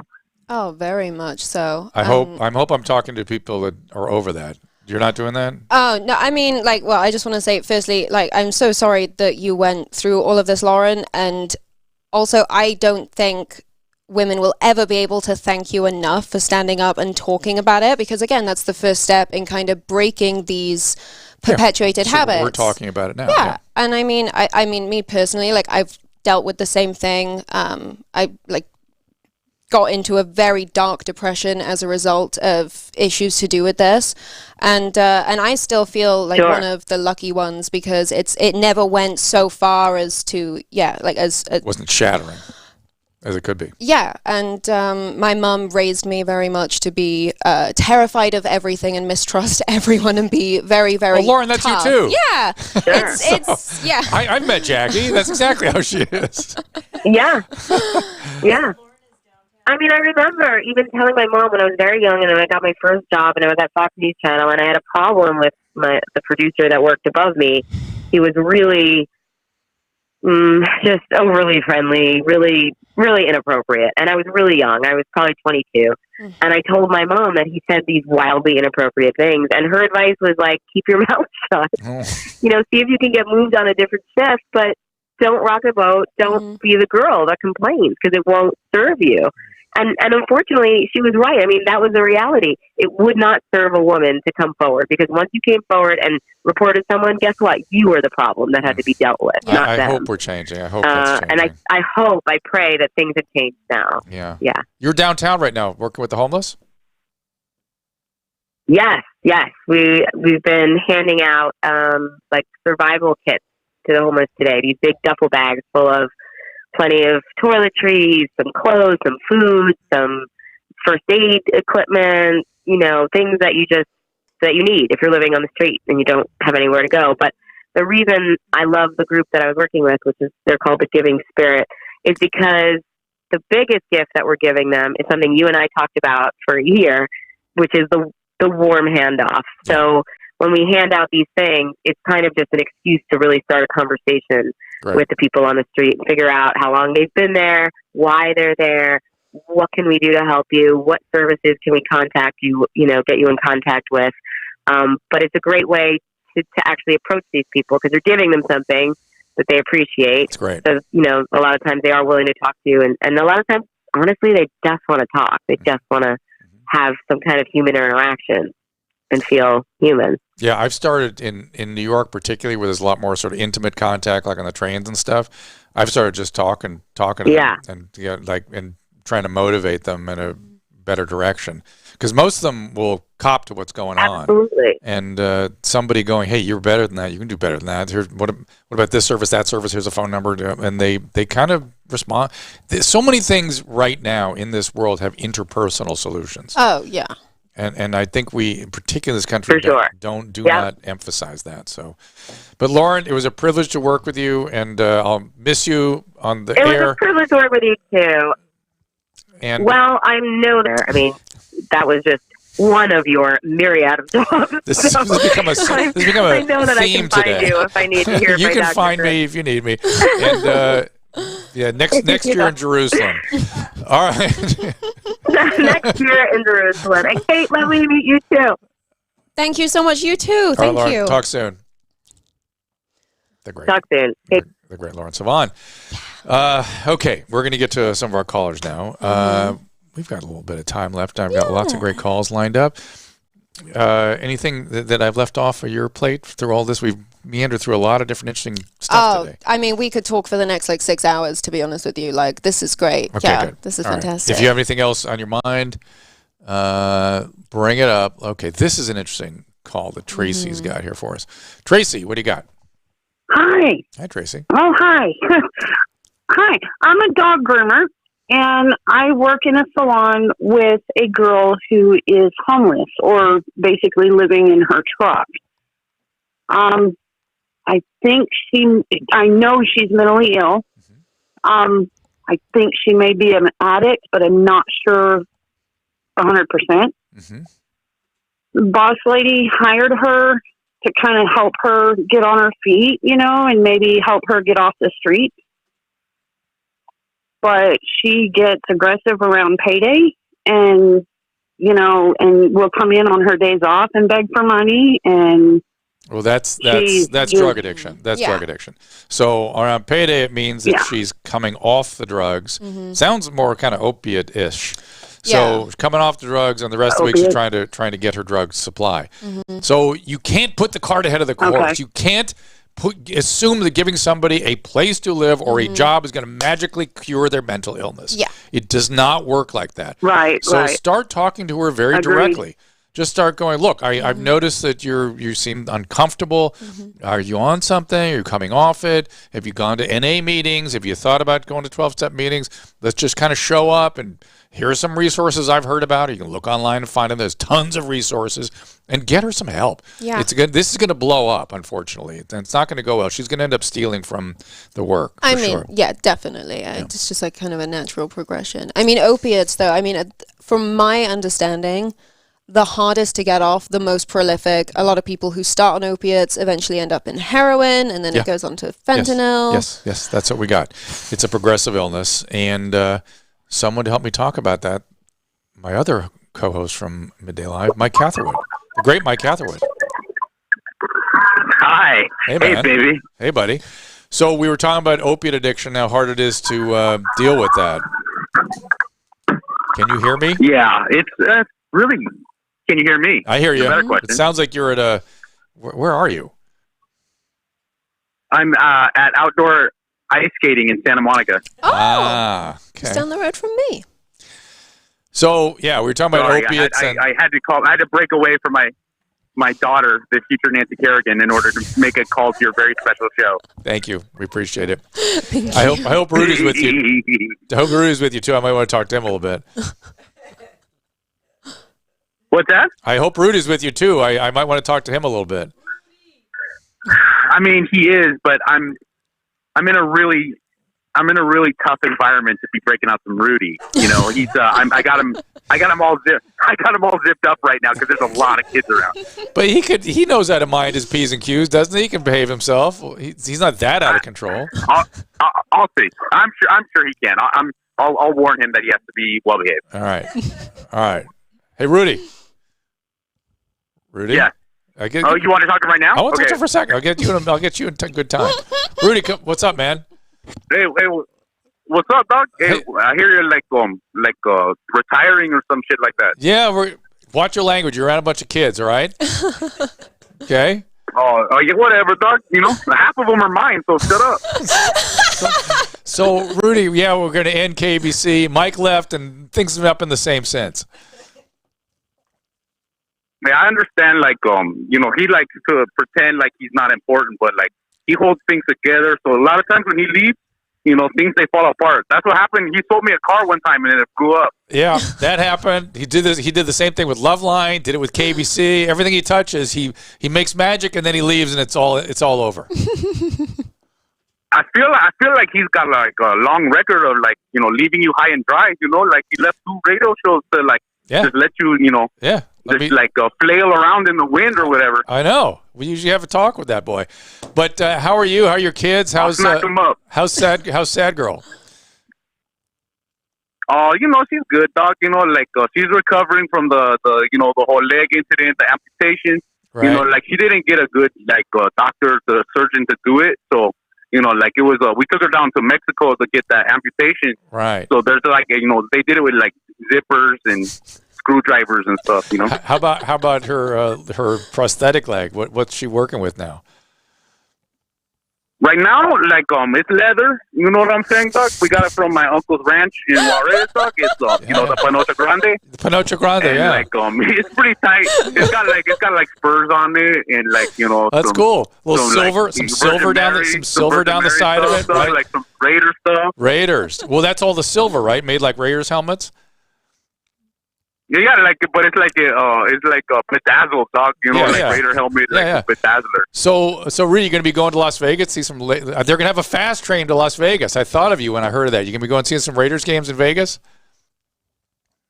Yeah, but I ain't taking no train, fool. My friend's got a Chevy, a minivan, dog. Yeah. And I like to just take my time and blaze. Right. Maybe drop a little acid, fool. Okay. Because by the time I get to Pacoima, I'm by the time I'm by Coachella, dog, I'm out. Yeah, I get that.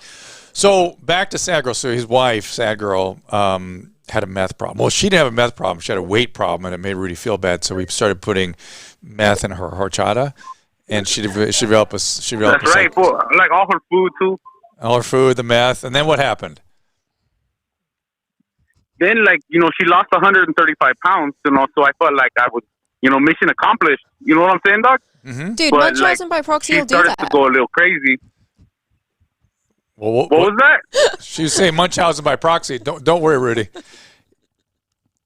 That's a lot of words, dog. That's a lot of syllables. That's a little bit out of my pay scale, dog. You know what I'm saying? I know what you're saying, man. And so tell Kay what happened to when she got too much meth in the huevos. Well, she started freaking out, and she stabbed my aunt, for no reason. She said she was the devil, but it was just my tia, she stabbed her, and then next thing you know, she kept saying there was bugs in her legs. I'm like, there's no bugs in her legs, why not? But she wouldn't believe me. She kept thinking there was bugs there, so she chopped her leg off. And I try to look at the bright side of things, she chopped her leg off, but that's another 40 pounds right there. I mean, that's the way to do it. So Rudy, silver lining. So Rudy, good to talk to you, man. Go back to the ice skating. Let me get Mike back, okay? All right, folks. All right, man. Keep your head up, Doc. All right, buddy. Thanks. Hello? Yeah, Mike. Hello? So Rudy was in he was good, but he was in his routine form. Just he didn't go crazy on us. So you're ice skating with your daughter there in Santa Monica. What else is she into? You guys got another kid? I'd like to, but it's tough. It's really tough. I don't know. I mean, there's so many factors that make it really difficult. We can't decide one day to have a kid because my wife's an actress and she doesn't have a stable gig right now, and she's lucky enough to work a lot, but she doesn't have a contract job, so we don't know when she can be back. Right. And that takes a lot of planning. And she's, we're getting to an age where that might never happen again. But we're seriously exploring adoption. Oh wow! And that's a really, really reasonable, viable option. Interesting. So Bianca Kylik, I don't know, Caleb, if you can get Bianca's picture up, is Mike's wife. And Mike, so tell people where they can find you. What are you doing now? What are you up with? Tell us about Jason. What's going on? I'm doing the High and Dry podcast with my man Jason Ellis and his beautiful wife Katie, and it's really starting to shape up to be something special. I mean, I knew getting together with Jason, we'd make an entertaining show. I never had one doubt in my mind that would be the case. But with Jason now really embracing his bisexuality and being a lot more open about his trauma out there, and it's really heartwarming to see a lot of the DMs and the tweets and the emails that I get, but man, the stuff Jason gets, it's really heartwarming to see. I'm a tough guy. I'm into moto. I'm into MMA, and I live in Oklahoma City. and I'm just so scared because I'm gay and I can't come out, and I never had anybody to look up to, and you're like such an inspiration to me, Jason, and stuff like that. Like I said, it accidentally shaped up to be something really kind of important and special. So hang on, Susan, isn't Jason the High and Dry podcast? Yeah, so Jason's coming up here in a couple of weeks, like January 5th. Why don't you either call in or show up for that, yeah? Oh, you set it up. Okay, forget Absolutely. it. Absolutely. But at least call in. All right. But listen, man, and how do they find that show? It's called High and Dry, spelled normally, and it's available everywhere podcasts are available. And also, I'm at Mike Catherwood on every outlet there is, but also at Kulo Breaker if you want to follow your boy Rudy, because he's tweeting and Instagramming a lot of high quality stuff. At Kulo Breaker, okay. At Kulo Breaker. All right, man. Talk to you soon. All right, buddy. Yeah. Thanks for calling. All right. Love you. Bye. All right. Bye. Bye, Mike. So, yeah, Rudy is one of my favorites. I was about to say, I need to spend like weekends with him, just being in his presence. Weekends with Rudy? Just hide under the table and watch. Rudy is a rich tapestry of Los Angeles culture. All right, let's get some more calls here. We got a few more minutes, so that was such a nice spin. What's that, producer? You can do your calls now. It'll be a really good time. Oh, that's what I'm doing. Stretch. That's so as long as you'd like. Okay, here we go. Ooh. All right, this is just a medical question. It's an easy one. Ryan, go ahead. Hey Dr. Drew, you live, man. You live. Thanks for hearing me. What do you know about chemo brain? I know it's very common. I've seen it a lot. I've seen it with multiple different kinds of chemo. It's usually the chemos for solid tumor like colon or lung that I typically see this, breast. And it's very disturbing to people, and it usually gets a lot better. So how do you help? And I'm talking about my 78-year-old mother who's been dealing with cancer for 20 years now, but how do I help her progress and live while dealing with what seems to be an alternate reality when my brother and I try and help her with her daily... Right. It's just her daily things. You know what I mean? Yes, I know. So here are some simple guidelines. Make sure she has seen a neurologist, so we're clear that that's what it is. It is related to chemo and not the chemo plus something else that may or may not have treatment.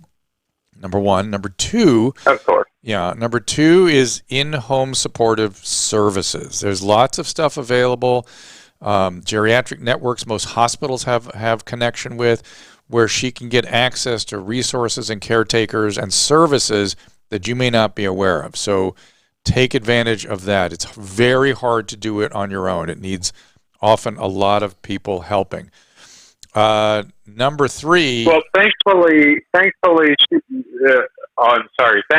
she lives in an area that has a great network of care. Great. And we're doing our best, but it seems that any time we try to offer help, it's faced with great resistance. Yeah. And I just don't know how to help her better. The one thing, this is going to sound, not being there, not knowing her, not knowing you, this is going to sound a little bit crass, but let me just sort of say it. Don't spend a lot of time talking. Just get in there and help. So just be there, be helpful, put help in place. Don't get into conversations about it. Just do what is appropriate to keep her safe. Period. End of story. Make sense? So are there psychiatric treatments that you recognize? No, we started olanzapine just a couple days ago. Is that? Yeah, I mean, olanzapine, it's not bad, but it is not totally safe. There are studies that show use of olanzapine, while it might improve some of the symptoms, it can have some dangerous associations that people are worried about. So there are geriatric specialized psychiatrists, and it's sort of what you should take advantage of there. But, this is really hard to do well. It's really hard when people are in sort of this intermediate state, when they're not fully incapacitated. They have some of their faculties that might be improving. It's the most frustrating part of all, and they want their independence and their autonomy. And what you have to do is just rely on the people that create in-home supportive services and just put them in place. Like get proper evaluations and do that. I was going to say, I mean, how have you noticed the rates of kind of comorbidities with when you've got a physical ailment and then the mental ailment comes in? How has that changed over the course of your career? Because from all of my research, it used to be either you kind of developed a mental disorder or you developed a physical health disorder and then we dealt with it. Now all of the research seems to be on how do you deal with both at the same time. I think part of that is the result of the fact that we are aging so much. And so as you age, necessarily medical conditions are going to have more neurologic effects. They're also going to have psychiatric effects. And this is the part that people are mostly ignorant of. So when I first got working at a psychiatric hospital in 1985, my job was to figure out the medical piece. Is there psychiatric syndrome because of a medical problem? Is there psychiatric syndrome making any medical problems worse? Are the psychiatric medications causing medical problems or making medical problems worse? It's a very complicated interrelationship that has been largely ignored, to your point. And as you age, it gets that much more complicated, that much more intense. So there's the neurologic and there's the psychiatric, and we do very little to really, in an integrative and systematic way, evaluate all that stuff. I mean, I was going to ask, how do you feel about the rates of prescriptions? Because we overprescribe. Yeah. What's weird about our country is we overprescribe and we underprescribe. Oh, yes. Okay. We overprescribe in certain environments with certain conditions and then underprescribed in other areas with other conditions. God, it's almost as if like these places where there are overprescriptions, like there might be money involved in there's money involved in those and there's money involved and there's but there's also over reliance on that's not yes, there's money involved, but also there's over reliance on the medical system for being able to solve problems. That's where my kind of work comes in. Yeah, people like which came first though, the overprescription that created a dependence, or did the over? Yeah. It's both culpable, but I will tell you the one common thread that you're sort of zeroing in on, which I like talking about, is that in this country we have decided that we will not tolerate ordinary misery. Ordinary misery is a part of life. Oh, completely. And it's what we did wrong in our child rearing in the last 20 years or so, is letting kids fail and be miserable so they develop grit and problem solving skills. We've decided that ordinary misery is completely anathema, and we will not have it. Yeah. And that's where the overutilization of the medical system gets kicked in. Does that make sense? Yeah, I can see that. I've definitely observed that. Well, I had like a very different upbringing, I think, to a lot of people my age, in that I was constantly either surrounded by adults or children my age who didn't speak my language, because I got to we got to travel a lot as a family. Yeah. And then when I go back to school, obviously I had like a very different lived experience, so I would surround myself with kids that had a similar kind of thing, like very much that level. At least you could find that in Europe. You couldn't even find that here. I mean, I moved out here. I do have friends in my demographic. I find it almost impossible to date anyone within like 10, like they have to be at least 10 years older than me. Otherwise I'm just like, I just can't. Like, yes, I've had depression. Guess what? Like sometimes I just want to die. It sounds like more fun than being alive. And people tell me I'm crazy for thinking that, which I don't think is true. I think a lot of people go through that idea of like, oh God, this is absolutely fucking bollocks. I just don't want to do it anymore. And that's where those stigmas come in. And then everyone my age now goes to therapy and depends on their fucking horoscope. I noticed that. My daughter lives in Brooklyn. That's all everybody talks about there. But I'm a little surprised to hear you say that depression is not something that people understand and embrace and can sort of deal with. That's really surprising to me. It might just, I thought that was at least one thing we had right with your age group. I think maybe I don't know. Maybe the way you talk about it scare men off. Oh my God, I absolutely terrify. Oh no, I terrify my friends with the way that I talk about it, because I have to make a joke out of it. Yeah. Like I think that there's this very British approach to sad things, because everything is sad in Britain. Where we have to, it's the weather, oh God, it's the weather, it's the lack of cannabis legalization, but to a certain extent, I think my generation have a far more open mind towards these things. So my depression got to such a point earlier this year that my two best friends had to take me out to the desert to have the kind of come to Jesus conversation with me of, you need to get your shit together or you're actually going to die from this. And had I not had those two people who I trusted and who knew me well enough to come in and say, let's get you the fuck out of here and get you the help you need, because it's not coming from anywhere else, I wouldn't be here today. And I worry about the, hundreds of thousands of people on our street who don't have anyone that will come in and do that for them, and who actually have people who will come in and do the opposite. Yeah. Enable the illness. Enable it, make money from it, make it even worse than it already was. Like the number of people, like women in particular and children who end up on the streets, the rates of human and child trafficking that's like on the rise as well. Yeah, it's crazy. And it starts, for a lot of people, it starts with that first kind of, oh God, I feel sad. And I think that if I'd been from America and if I'd been born and raised here, there is a huge motivation within my age demographic to just completely drop out of society in that way. Like I can see how people my age would just be like, fuck this shit, I'm done. Because of a common symptom, particularly for your age. Well, I think, so this is pretty much what my book has now become about. My generation, our first memory really that we can all collectively say that we have is of 9/11. We went from 9/11 into the war on terror, which massively started to polarize us against other racial groups, which is a huge issue in the UK as well, because we have such a huge integrated Islamic community. Most of my school was Islam, and then I was being I go home and watch the news and being told to hate this religion, and yet I go to school and all my friends aren't this religion. So we would start to get polarized against each other.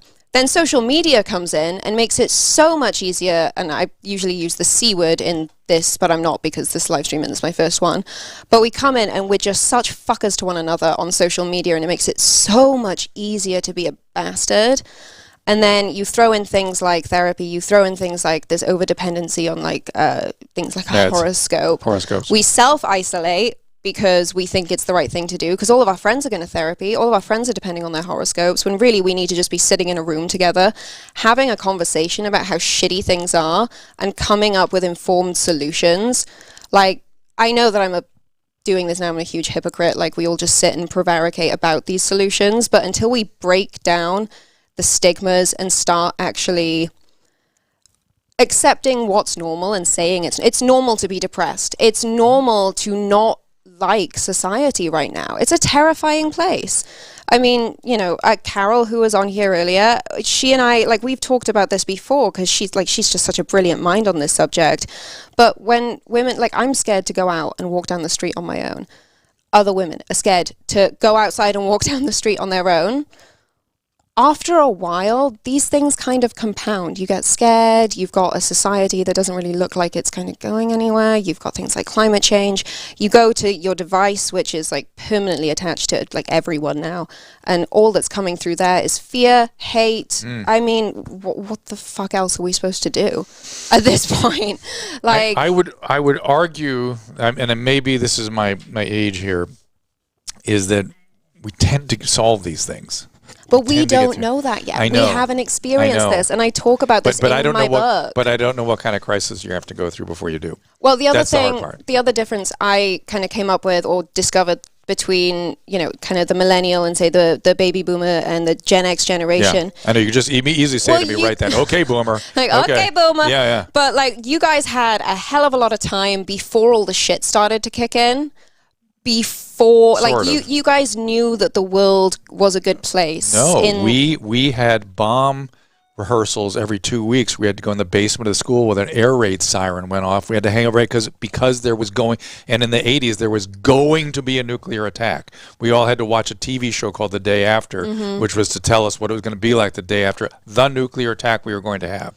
We were just accepting of nuclear holocaust. So you were accepting that it was that someone in a room somewhere was going to press the button and it's game over. That our government was going to misbehave in such a way that something bad happened. Okay. Constantly hanging over us. Think about a second grader going downstairs and putting your hands over your head and ducking and sitting there for an hour while the air raid sirens went as a rehearsal for when we get our nuclear attack. You didn't know we did that? can get it. I understand. That's We what don't we have did. drills like that in the Right. UK, but like we have kids going through that with like active shooters, and I hate to, diminish what you went through. No, you're but right. people actually go in and shoot up schools. Right. So like my generation, not that I'm trying to compare because, you can't, it's two completely different contexts, but the difference being is that the shit that we're scared of actually fucking happens. And like we talked about this a little bit on your show to do with climate change. Yeah. And you mentioned that one of your friends is like very, very confident that we're going to be able to deal with it. And he's an excellent thought leader on this. Millennials need to see the action. Yeah. Like until we see the quote grown-ups are doing something to deal with these crises, Yeah, I get that. we don't think we have a future. Yeah. Like we don't have healthcare. We don't have proper wealth. We have wealth inequality, which is a definite thing. I get it. And yeah, I get it. And we And it need goes to from we need to have some successes here in changing things. but I think we can deal with a lot of this by just talking to one another. Like I think if more generations, like intergenerational conversations and networks, I mean, just have the conversation, understand one another's like difference in the lived experience. But yes, for sure. But I do agree with you that you need to see some things change. Yes, I completely agree with that. We need to see the action. Because right now all we're watching is this bloody genocide. Here is Joe. Joe, go ahead. Joe. Hello? Hey, Joe. Hello? Hey. Hi. You hear me? Dr. Drew, thank you so much for taking my call. You bet. Hey, I wanted to thank you. First of all, I'm coming up on 6 years sober, and I wouldn't have gotten there as soon without your nudging. The VH1 shows you did really nudged me in the right direction. I thank you so much for being a part of my sobriety. I'm glad. That's why we did them. So glad. Hey, so someone who was very important to me in my early sobriety was a girl that I kind of dated, and we used to drink and do coke and we party and whatever and have a good time. When she found out that I was getting serious about sobriety, she was right there for me. She went to meetings with me and was a great friend. I haven't heard from her for about the past year, and I moved to Los Angeles about 6 months after getting sober, so we haven't seen each other for a while. But the last time I talked to her was very strange. She said that she had moved to Alaska, and people were after her, and the government was doing experiments on her. And it had this total.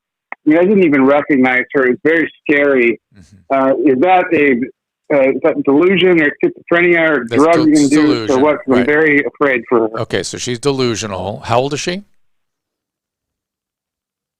She's 38.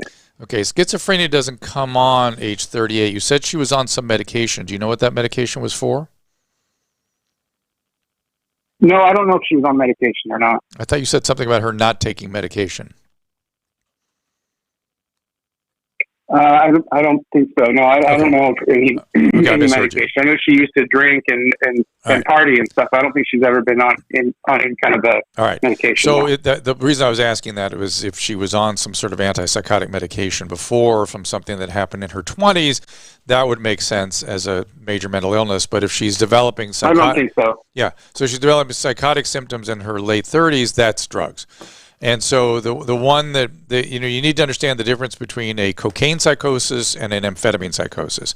So cocaine psychosis is usually with crack, and it's rapidly developing. It develops over a few days, and it's always a preoccupation with uniformed officers. People in uniforms are outside coming to get me.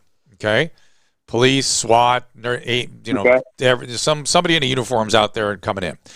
With meth, it's much more elaborate, much more bizarre, and always involves preoccupations with people around them. Friends, neighbors, coworkers, that kind of thing. And this sounds more like that. And the delusions can be really wild, and they're very fixed, and they can continue even for months after you stop doing the meth. Now she is convinced there's an online community of these people. I don't know if you've heard of this, but I listen to some other podcasts and stuff. The people that think that they're, quote, targeted individuals, that the government is running experiments on. You're familiar with this? Yes. It's very scary. I mean, is she mentally ill or is she on drugs? Because I know people can come back from drugs, but it sounds more like meth. more than anything else. Now, I don't know. I mean, a lot of things can cause these symptoms, but somebody getting it in her late 30s who used to party, just putting it all together, it sort of sounds meth-esque. It may not be. It may be other things, even brain tumors, thyroid conditions, other things can cause this as well. So it is important that she get to some help. And her being reinforced in her delusions by an online community is not helping her. Sure. So what can I do to help her? It's rough, man. If you're not in the vicinity where she is, it's usually they go to a place where they start getting kind of aggressive and somebody kind of hauls them in. That's typically what happens. Yeah. Okay. Well, she moved, like I said, she moved from the Pacific Northwest to Alaska to live with some friends who I'd never heard of. And I'm very worried for her. I mean, I don't Well, like maybe just bring that up and sort of gently, don't walk on eggshells around her, but just gently bring up, have you seen a doctor about it? Have you seen anybody taking care of you? I'm worried about you. And see if you can urge her into some kind of medical care so she can at least get an evaluation so they can figure out what this is. The kind of distance you're at from her is it's just too much. Thank you for the call, man. My goodness, we have lots of great calls here. Oh. Let's try this. This is Abigail from Canada. Hi, Abigail. Hi, Dr. Drew. How are you? I'm good. What's going on? Hello. Hi there. Can you hear us? Wow, I'm so excited to speak with you. Can you hear me clearly? Loud and clear. Hello. We hear you. Okay. You're not hearing us, but we're hearing you. Okay. And by the way, let me just say, asking you about. I just want to say something, Abigail, before you go on. I know there's a little bit of a delay here. That's what's screwing us up. But I also know there was some drop-off in the streaming, and I apologize to people if they've seen this dropping off. The actual video download will be available, and it's complete, and the podcast will be complete. So none of that dropping is occurring in what we're recording. It just was something to do with our internet here. So Abigail, what's going on? Okay, I'm inquiring about alternative treatments, medication-assisted treatments, medical-assisted detoxification for alcohol and drug addiction. Basically, the conditions: alcohol use disorder, concomitant alcohol use disorder, long-standing PTSD, depression, anxiety, all from a veteran, childhood trauma, including kidnapping, abuse, witnessing abuse, family history, alcoholism, depression. It's a lot. It's a lot. So I'm wondering what alternative treatments are available. Alternatives, and he's been through traditional treatment? Well, my brother, who's a veteran, has been in rehab on two occasions at one particular center, and is to go back to a veterans program in the new year. And he's been in other rehabs.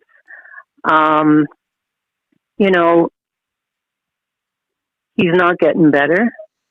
So, we're at this point where we're a little, desperate for help. Does he want help? Yes, he's very anxious to go back, especially into the veterans program in the new year. Okay. So it's not a fight like when he was younger. Mm-hmm. It was always a struggle in the past. Right. But all right. He's willing. Right. So that's great. Yeah. That's a prognostically much better situation. It seems like it's the psychiatric symptoms that are confounding things, which is often the case. The way I would approach something like this is look at it as a 1 to 2 year horizon. This is not something he's going to go into for a few weeks, and there's a magic alternative treatment out there for him. So you got to think of the structure. I mean, he's been sick his whole life, and so you have to have structure for him of a 1 to 2 year duration. So he's got to be living in a halfway house or therapeutic living environment of some type for an extended period of time. The other key ingredient, two key ingredients. He needs trauma-informed care. whether it's EMDR or some sort of actual trauma, of specific trauma therapies where people really know what they're doing with that. Number 3, he has to be in a veterans group. That being in a group with men and women like him that have been through what he's been through, there's something about that is absolutely necessary in recovering from this. Veterans feel as though non-veterans, non-combat veterans particularly, cannot understand what it's like unless somebody's been through it, and they need that in order to connect with them. And then finally, whatever psychiatric symptoms he's having needs to be aggressively treated, particularly in the short term. Aggressively treated. Sorry, that's about all I got, and I know it's a lot to think about and a lot to fulfill. And I just wish you the best with it, but think of it as a long-term proposition, not something that's going to get better in a few weeks or even a few months.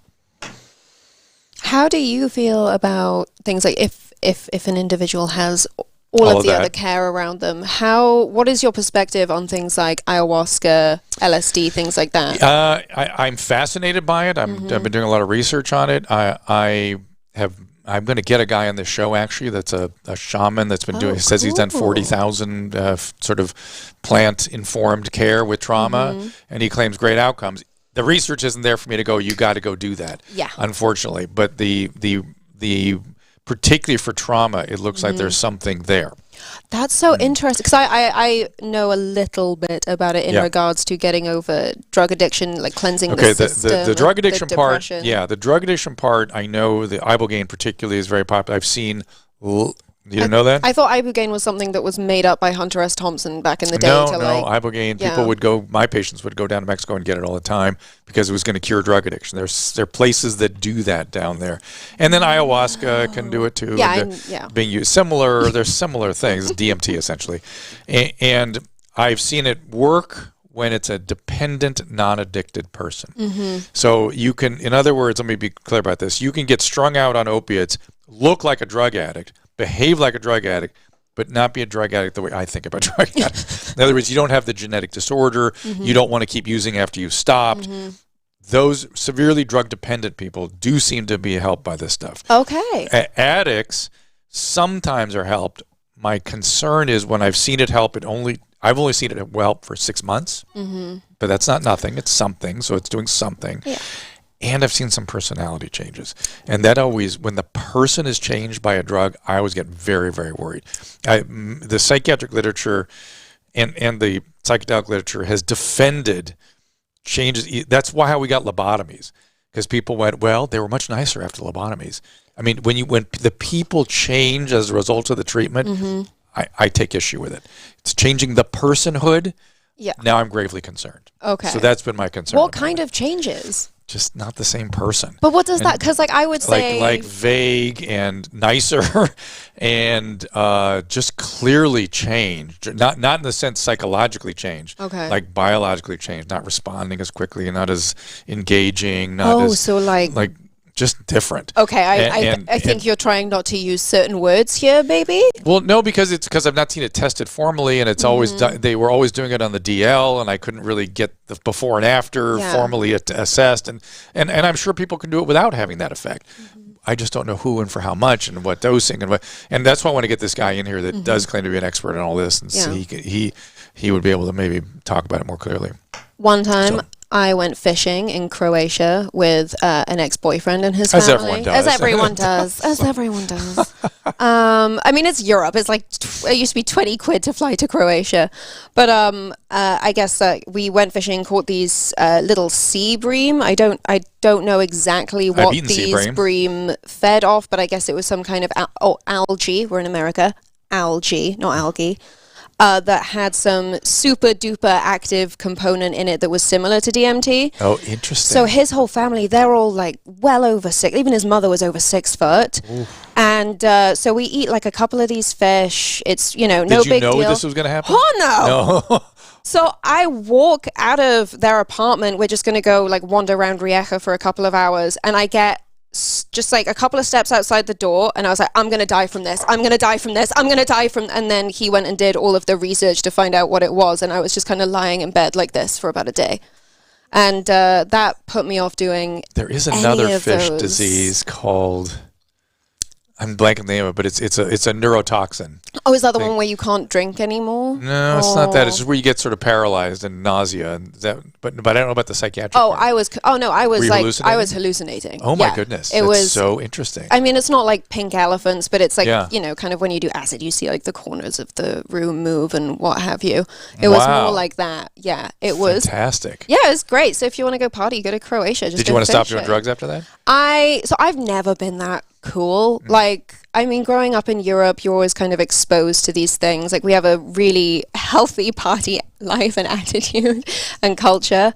But I was always the first person to leave the party. I was, Let's call that a lightweight. Yeah, You're a lightweight. I used to be able to sink like 8 pints and like debate anyone, and I can still drink like a Brit, but no, I was always too much of a kind of stoner, easy rider type. Let's all just love each other, guys. Like, you can't do the work when What you changed? party Maybe it was that that much. fish episode. Probably. Maybe it was Yeah. Maybe I went through a personality change. Guys, we got to wrap this up. There are so many great calls here. We will try to keep them for next time. Is that we have a video? We have a video. Oh, we have a video. I think it's.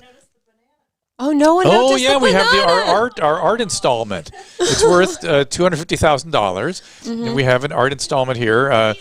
I'm maybe somebody will have the what do they call it? What did that guy call it when he ate the banana? The living art sort of expression. You won't eat the banana. Okay, the Miss Producer is coming. Performance art. The performance art of artist eating banana, but the producer's on a keto diet. So let's watch this video and see who this is from. Hey, Dr. Drew, it's Leanne. I am at home getting ready to leave for the Nutcracker. We're taking the kids today, and that's why I couldn't be in the studio with you. But I'm making this little video to say it's been an incredible experience this last year with you hosting on KBC. I think I've told you multiple times that sitting across the mic from you was such a wonderful learning experience for me. I felt like I was in college or just somewhere where it was all about higher learning and getting educated and learning what the facts and the data were. And I can't thank you enough. It's been a real honor. It's been a privilege. I know our relationship goes back to almost 20 years now when I first went on K-Rock and Loveline with you and Adam Carolla as a guest when I was doing the Best Damn Sports Show. And we've been friends ever since. I did your podcast, I remember, and that's when I told you I was such a huge fan of your HLN TV show, Dr. Drew on Call. And you said, hey, why don't you come on and be a guest on there? And that was a few years of fun too, being a part of that. So we've had a long relationship. We've done a lot of different things. I don't think this is the end, even though this chapter is closing. There's a lot of different forums out there that we can continue our fight, not only for the people of Los Angeles, but all over this country. You are doing great work. You care about people and you care about issues. And I'm telling you, drdrew2020.com. I'm going to get that domain name. You have to run for office. We need you. Everyone needs you. And I think you're the man that can help turn the ship around in Los Angeles and make a difference in California. So I will be there to support you. I love you. I love Sue. I love the kids. I know this isn't the end, but I will finish with this. Help us, Dr. Drew Pinsky. You're our only hope. You have to run for office. All right, have a great show. Mwah! Oh, Leanne, it's just so help Obi-Wan. Leanne, thank you. That was very, very sweet. And the privilege was mine. You were great. We talked to Mike and Lauren today too, and it's just this whole experience has been very, very positive. So I hope we do more stuff in the future. Yeah. So look what you've been exposed to. I know. I feel so lucky to have been able to come on the show. I know. We didn't know. before I That was like the day or the day before we found out. Oh my I think so. Maybe a gosh. few days before. Yeah. So you've got about 12 million other shows that are going to be coming out. So we're going to so figure that's something else good. out. We'll Yeah. keep it going. And I feel bad. All these people are waiting on hold, and we're not going to get to them. And I apologize to you guys that we did not get to. Call back next time. We'll put you out put the blast out at drdrew.tv. Kay, where can people find you? Kaysmythe.com. Just Google Kay Smythe. Smythe. T-H-E. Not Smith. Smythe. Smythe. Thanks, parents, for that one. So Meaning having to every time at every roll call and every It's Kay. There's no T or E. Oh my God. Yeah, but that's it. Let it go, Kay Kay. Smythe. Let it go. It's all good.